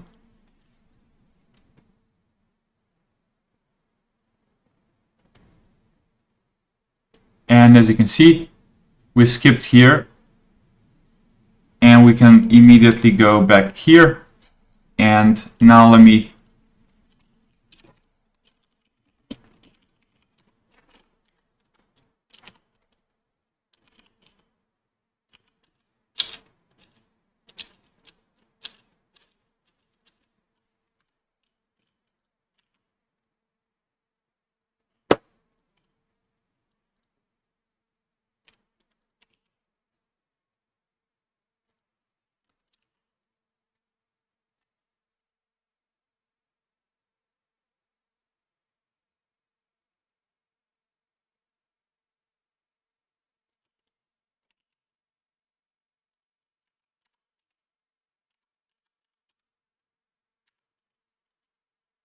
awesome.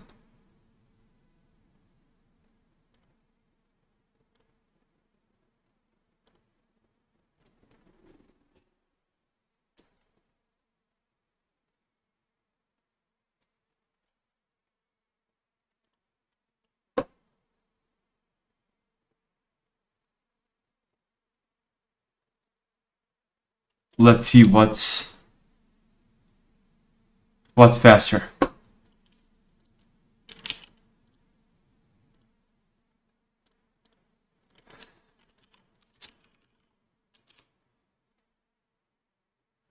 Maybe we can even put bigger, like put 10. But like, yeah, for now, let's just run it.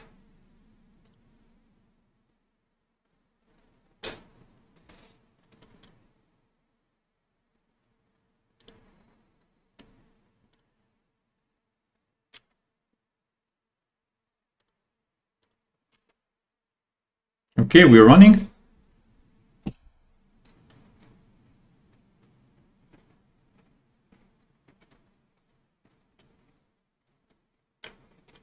So now 7 processes in parallel are basically going through this document.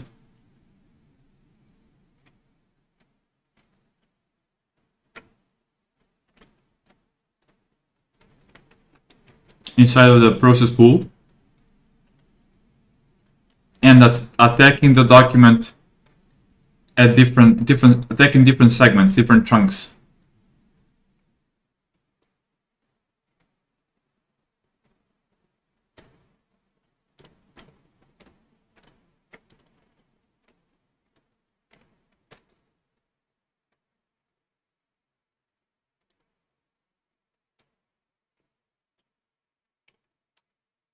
The logic is still flawed, by the way, because we have to update the counter.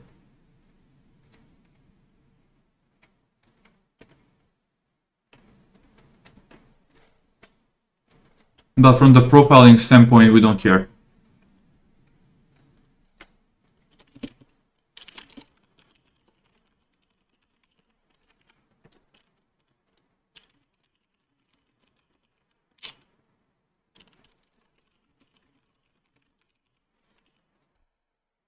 Okay. So that's 2 million lines being processed as we speak.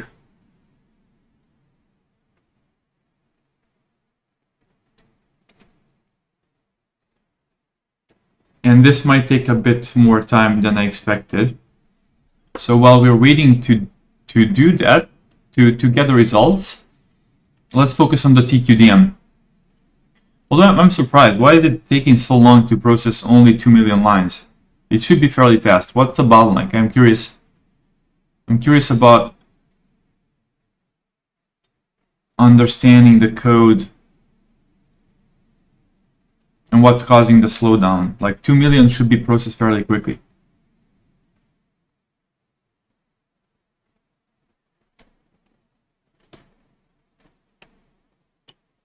Let me see what's how much memory.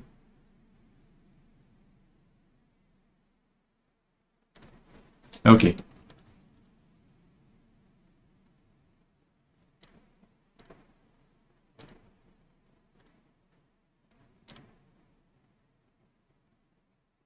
You think the bottleneck is line 43?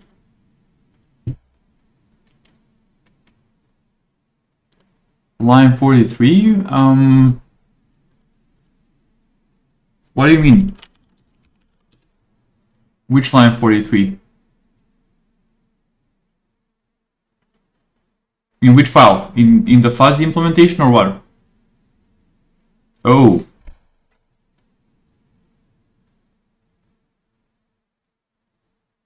Some error.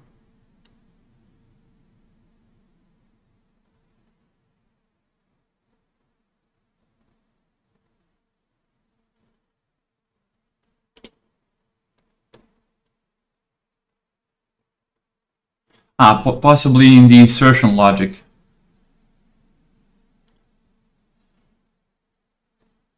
Okay, let's fix this before we continue. And by the way, let me know again, I'm not sure which line you're referring to. Parv. Okay, how do we handle the logic? So when we have sequential logic, it's easy. We just do it like this. Counter is always going to be unique. And incrementally, we increment it. But here, because we're doing stuff in parallel, ideally the min hashes themselves could have the counter, which means how do we keep track of that? How do we keep track of the unique counter?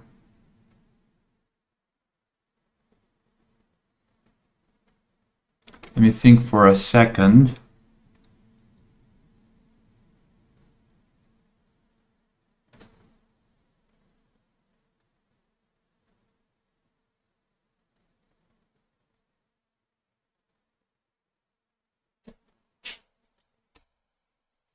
How can we make sure that for the language direction, okay, can we have like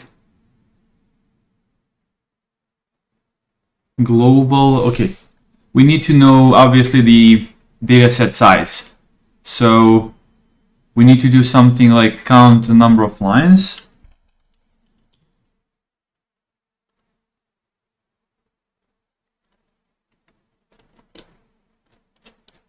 Let's go back to here and then count lines. So this is the function we care about. And let's see whether this is implemented in Stopes already or not. Count lines. It is. Cool.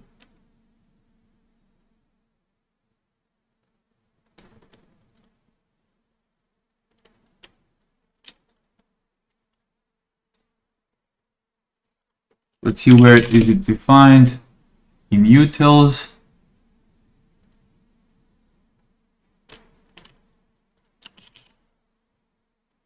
Okay. Go to the dedup file, and here in the parallel implementation we need to do something like this.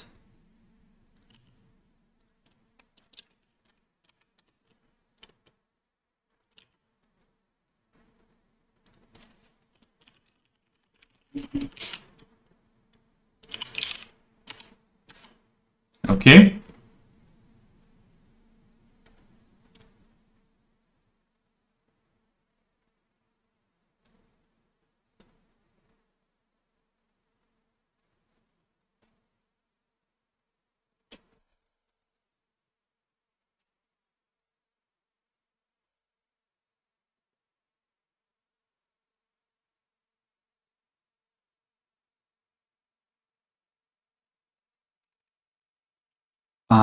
I'm gonna call this offset.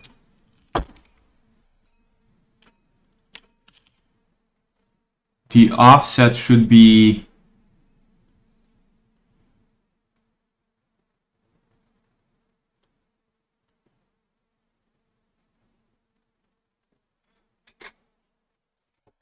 think for a second. We can either pass in the offset to the function directly. Yeah, I think we should do that.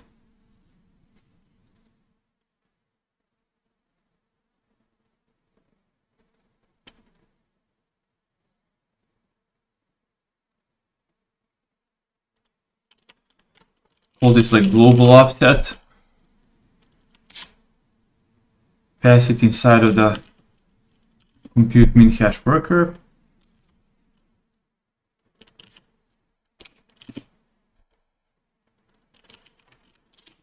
And then update once we are done. Exactly. So the new global offset is going to be like this, and then okay, this is good. So now I'm expecting here to have both the counter and the min hash. And finally, we have to fix the worker. So given the global offset,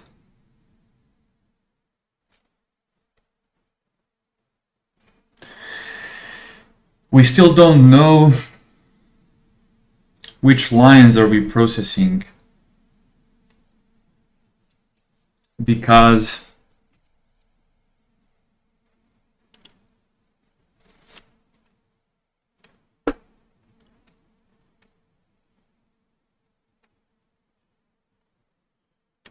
We're dealing with byte offsets, not with line offsets.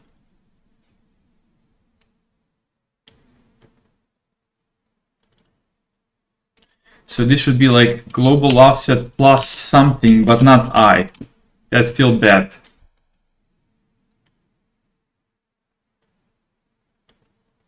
So I needs to be replaced with the line number of this line.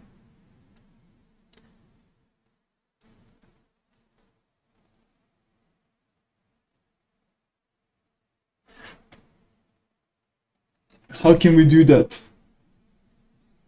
And do we need to use line numbers? Can we just use bytes?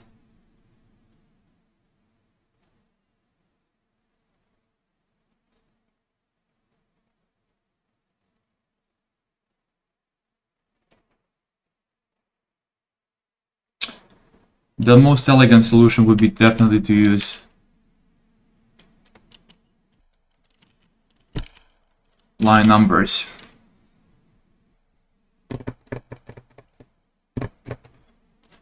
Let me see whether I got a reply here.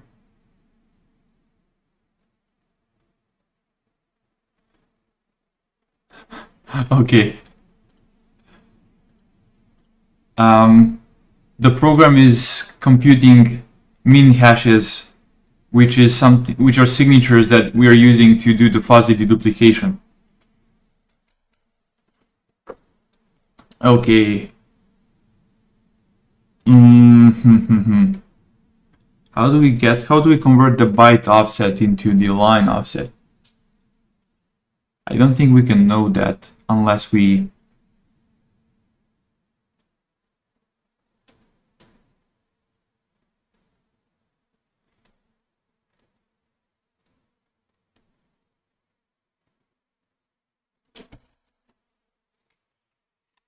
unless we count the number of new lines or something.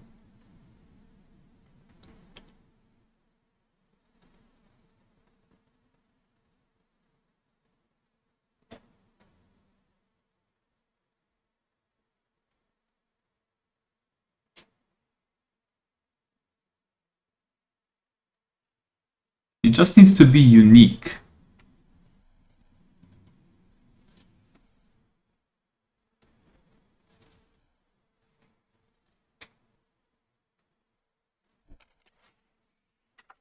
It only needs to be unique.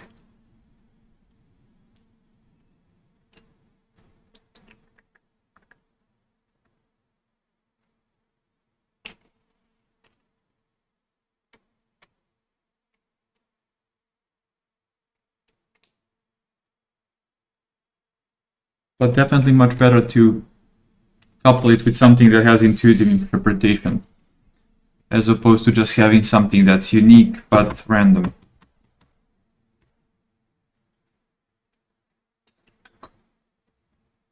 Okay. Given a file, given the offsets, count the number of lines. That's the goal. So given the offsets here,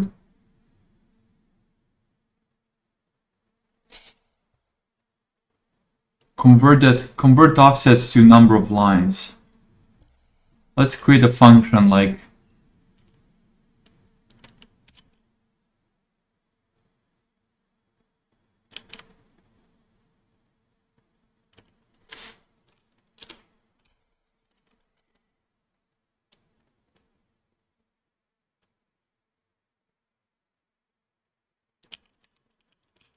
chunks line numbers source.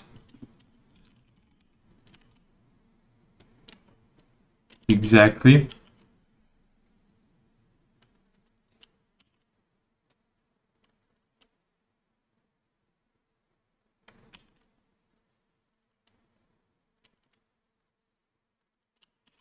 Now, how do we do that exactly?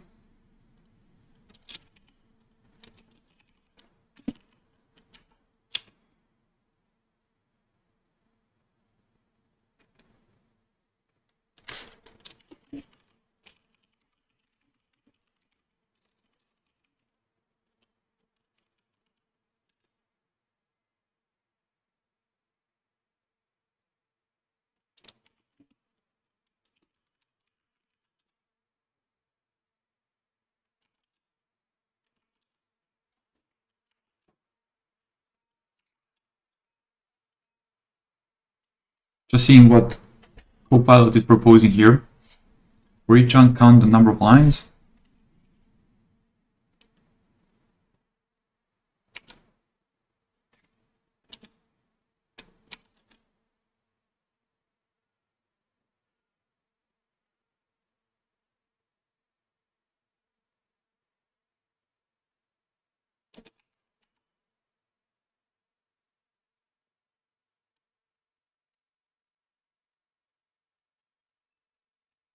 Okay, this definitely doesn't make much sense. What if I can open the file,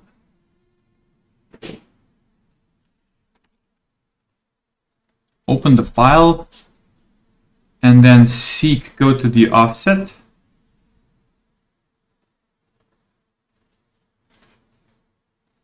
line numbers, append, read line. This is super bad.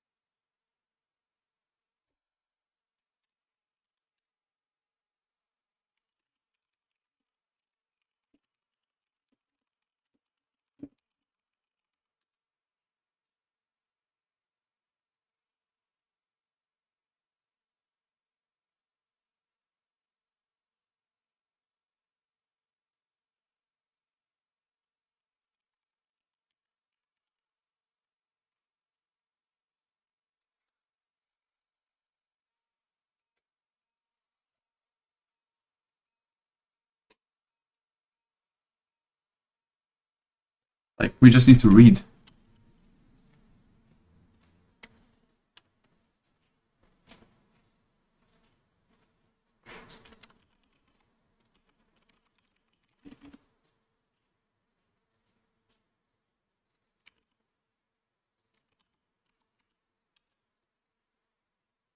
Okay, and then we just need to read.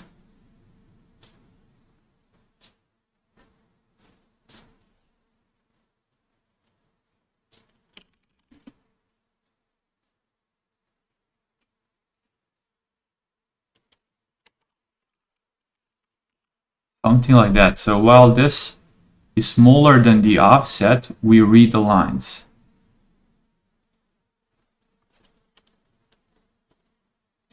And increase the counter.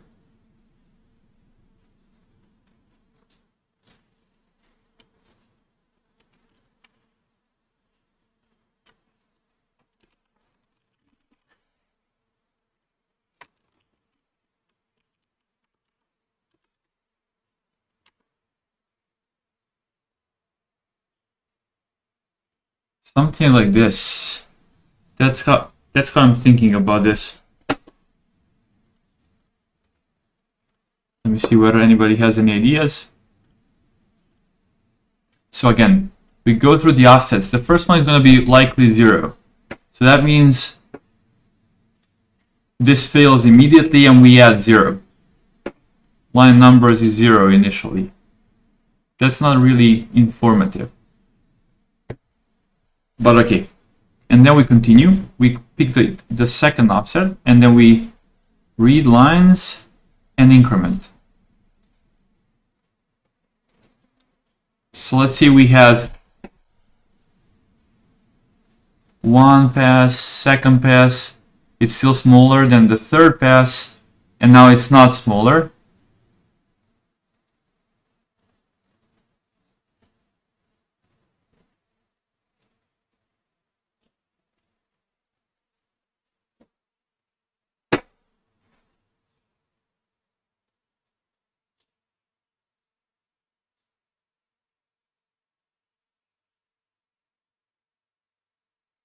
I'm just looking where I'm making off by one mistake, but this is roughly it.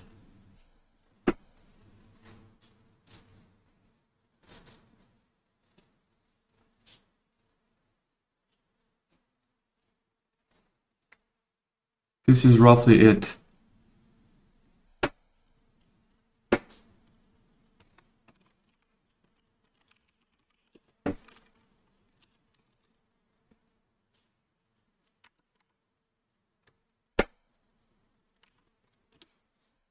let's see what that gives us.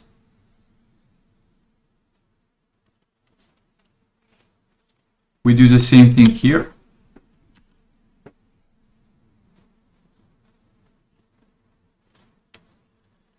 So what that gives us is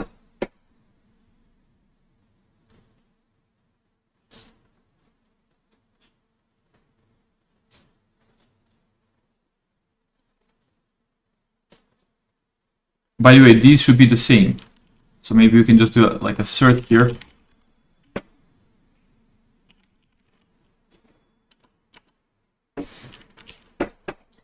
Okay, once that is checked, then we can pass in this.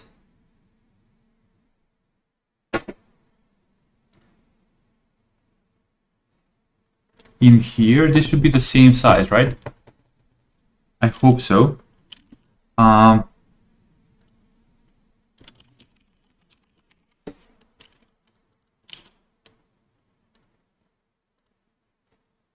Global offset, this is the file offset.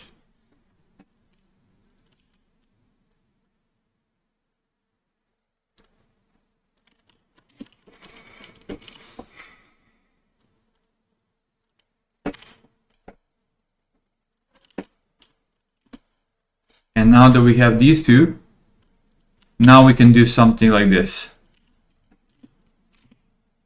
And this should work.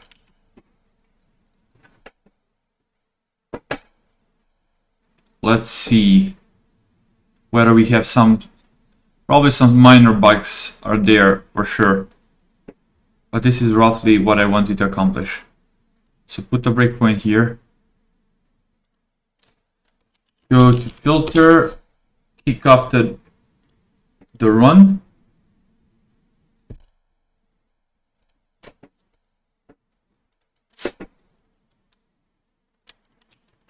Go here.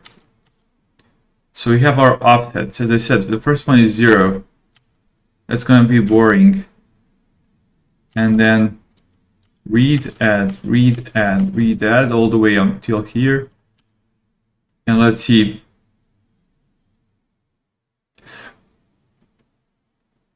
This takes a bit of time.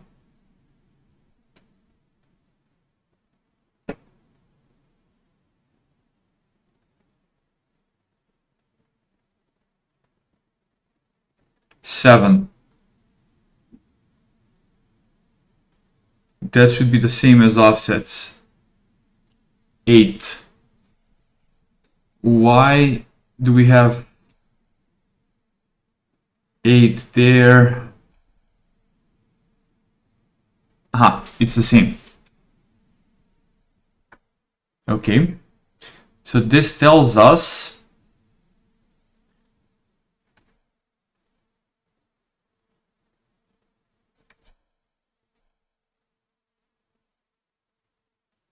nine five three 1962953. I think that's the number of lines in the file.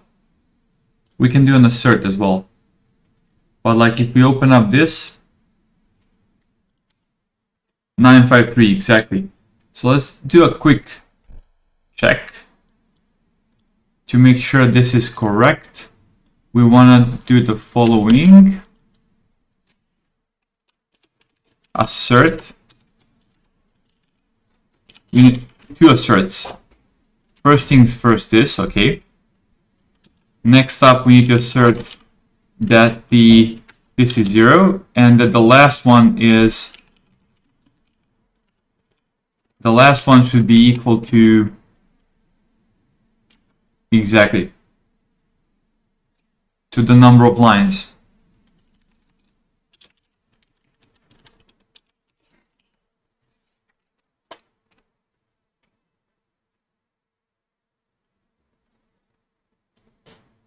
And that's it. Okay. Rerun.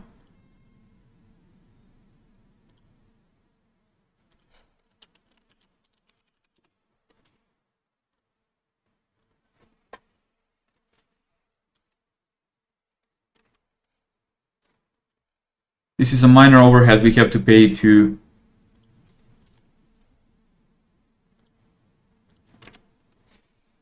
to get this logic to work properly.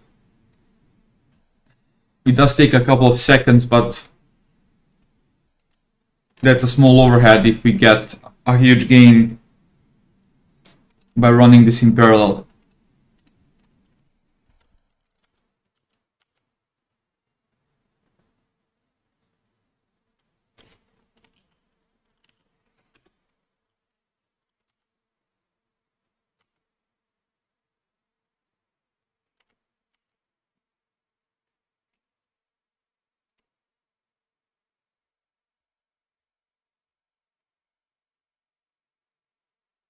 We can probably omit this one just to reduce the waiting time a bit.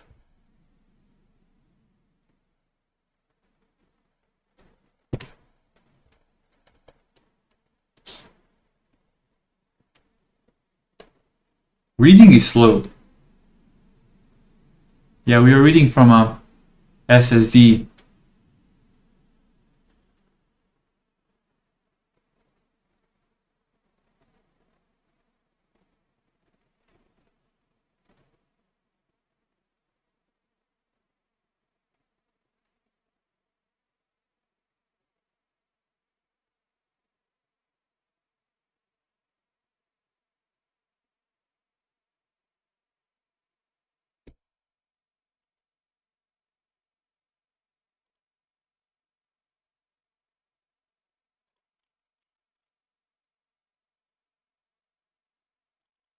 Okay, this is super slow.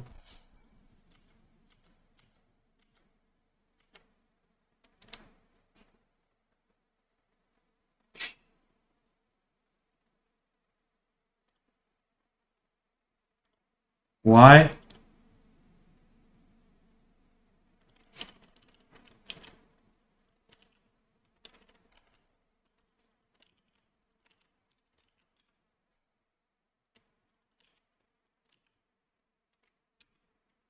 It should be the same, right?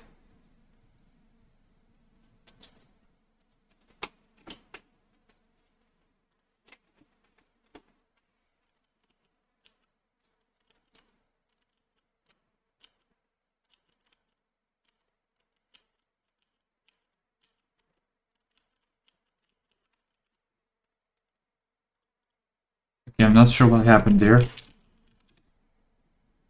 Let's rerun it.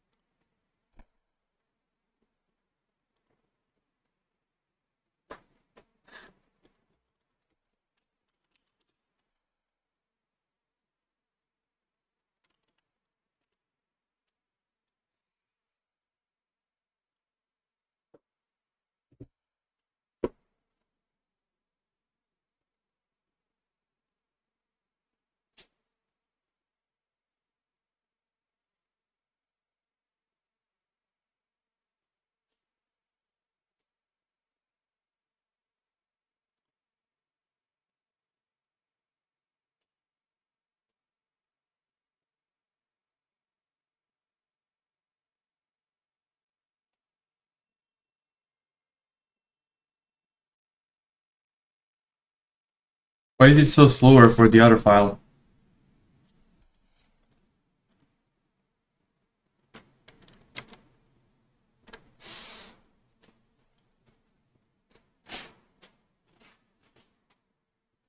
How big is this file? I'm curious. Okay, let me see what we get.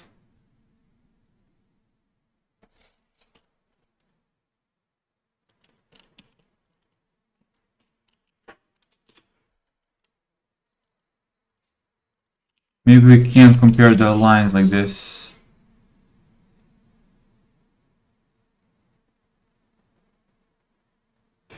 No, there is definitely some differences.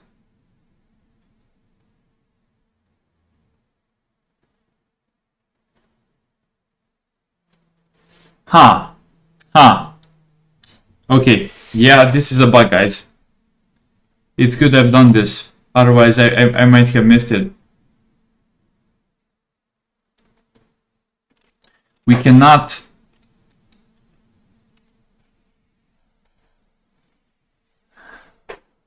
we can just split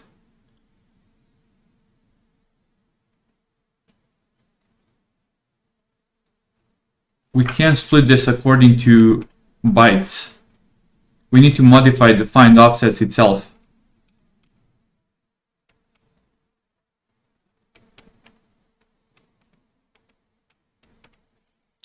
So let's not use bytes at all. Let's just use number of lines. And then what do we need to change then?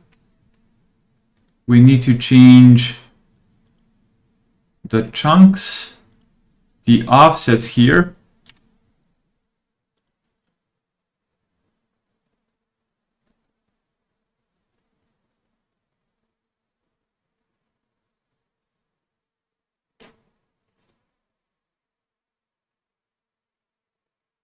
Yeah, we just need to use offsets from a single file. Find the lines, and then use that same offset for the other file. That's what we need to do, guys.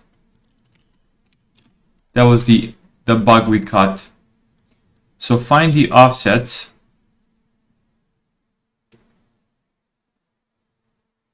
for this file, and then chunk it and get the line numbers. And then here we can just grab the offsets again.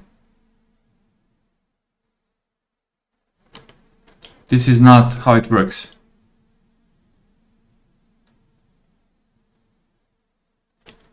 We won't need this. We won't need this. But we need to change the logic.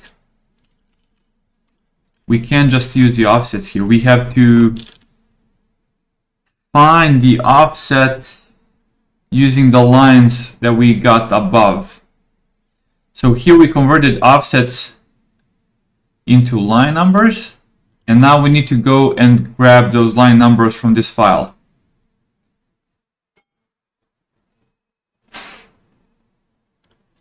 Find offsets given line numbers or something.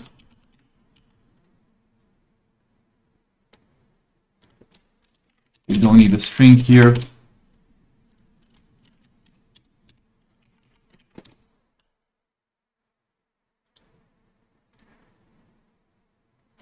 We don't need this. We just need this. And this should work.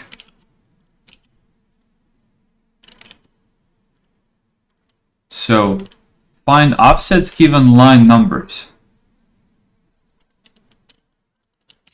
Let's go here. Let's define another function.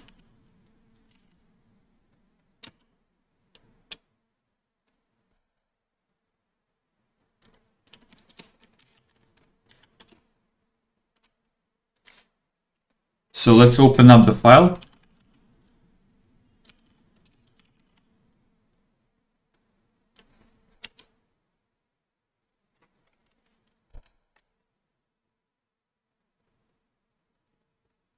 Let's see what Copilot gave me as a solution here. We go through the line numbers.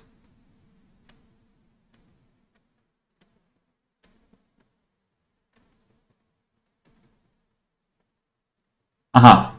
This actually might be good. Let's see. Yes, this is actually a good solution. So we go through the line numbers. We start at the beginning of the file. Then we read that many lines.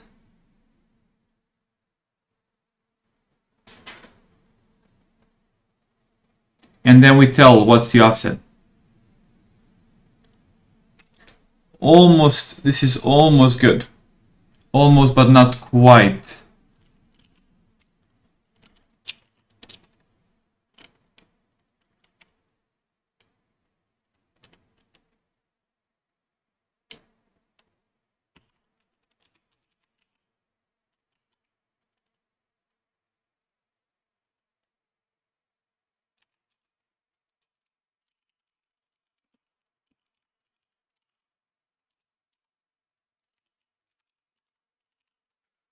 Something like that should work. Plus, The thing with line numbers is we have to subtract the previous line number.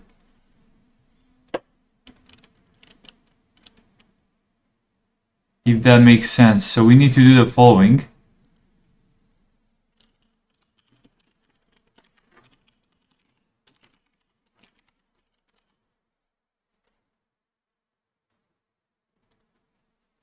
Line number of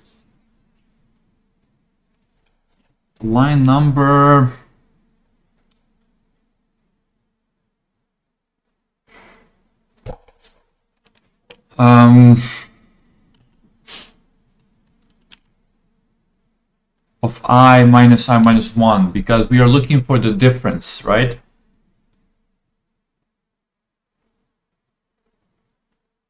We're looking for the difference. Let me just quickly check something here. So let's see how this works.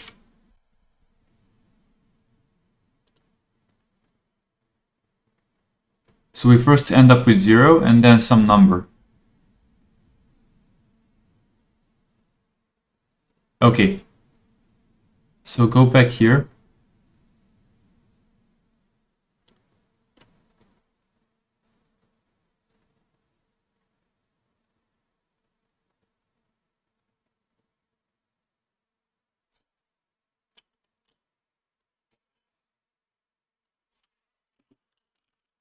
For I in range 1 through length of this.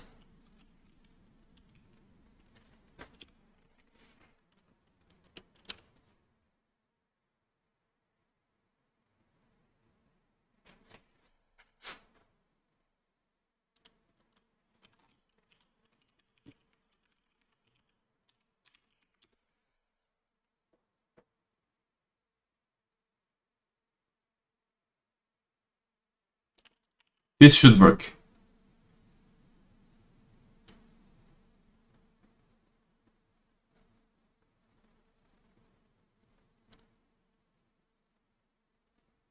Again, we can add some checks.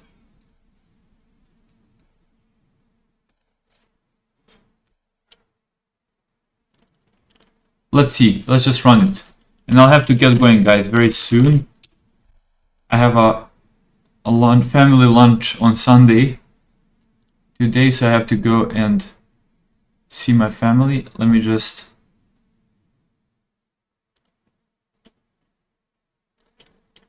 run this quickly.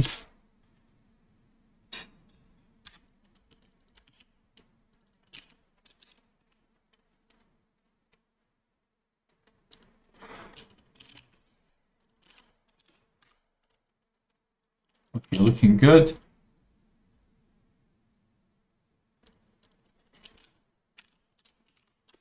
Kick it off. Hopefully this works.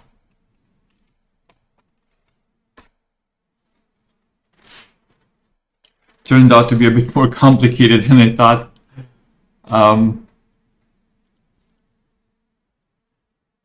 Convert offsets into line numbers. Okay, that one we know works. And then we want to find the offsets given the line numbers. Yeah, that was a silly mistake on my end.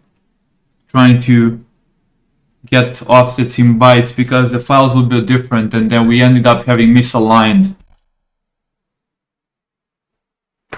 We would be misaligned if with the previous implementation. Okay, let's go here. Open up the file. Line numbers, as you can see here.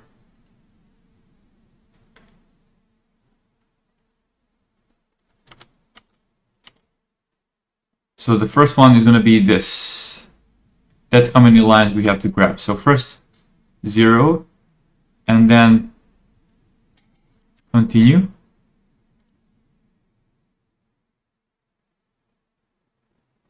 Reading. So we read that many lines, and now we have, oh no, again, this is a bug.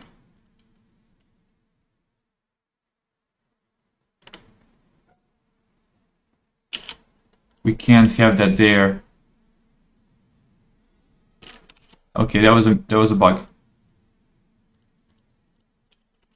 Let's rerun.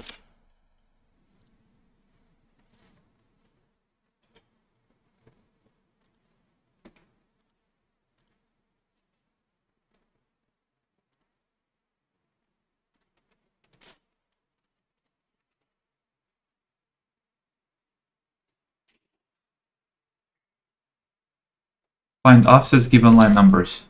Okay. This should be 0. It is. So now read. That many times. That's the amount of lines we have in that chunk. And then we read and tell. Okay, and then let's just repeat this.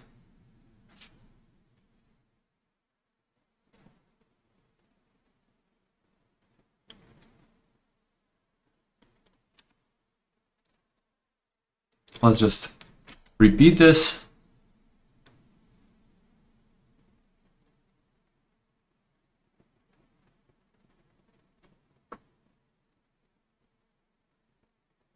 Again, this is a small overhead we have to pay so that we can then parallelize the computation across multiple processes.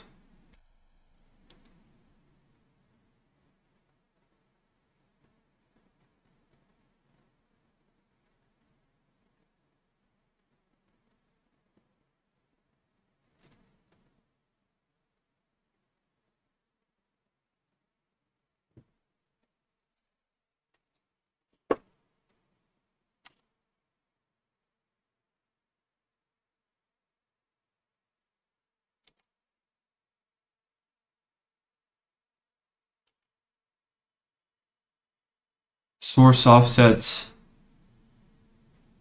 target offsets. I really hope this now works.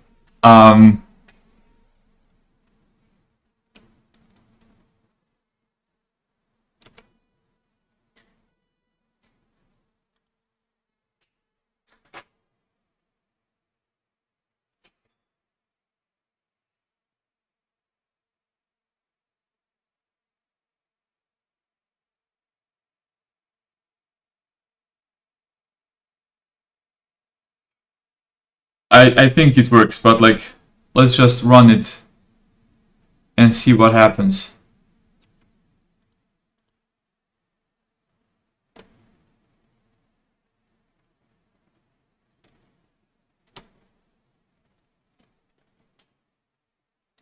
We can continue this in the next stream. I think we are almost at the end, wrapping up this parallel implementation. We just need to see how fast it is. If it is faster, if it's not, then something weird has happened.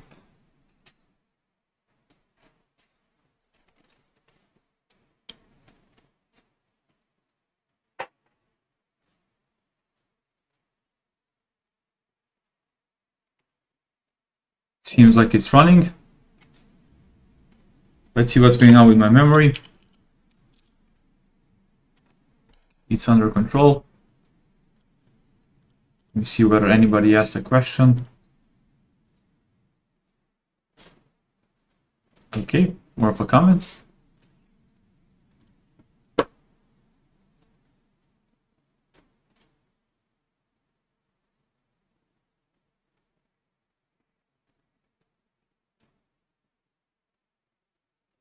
Let's just make sure this does not fail.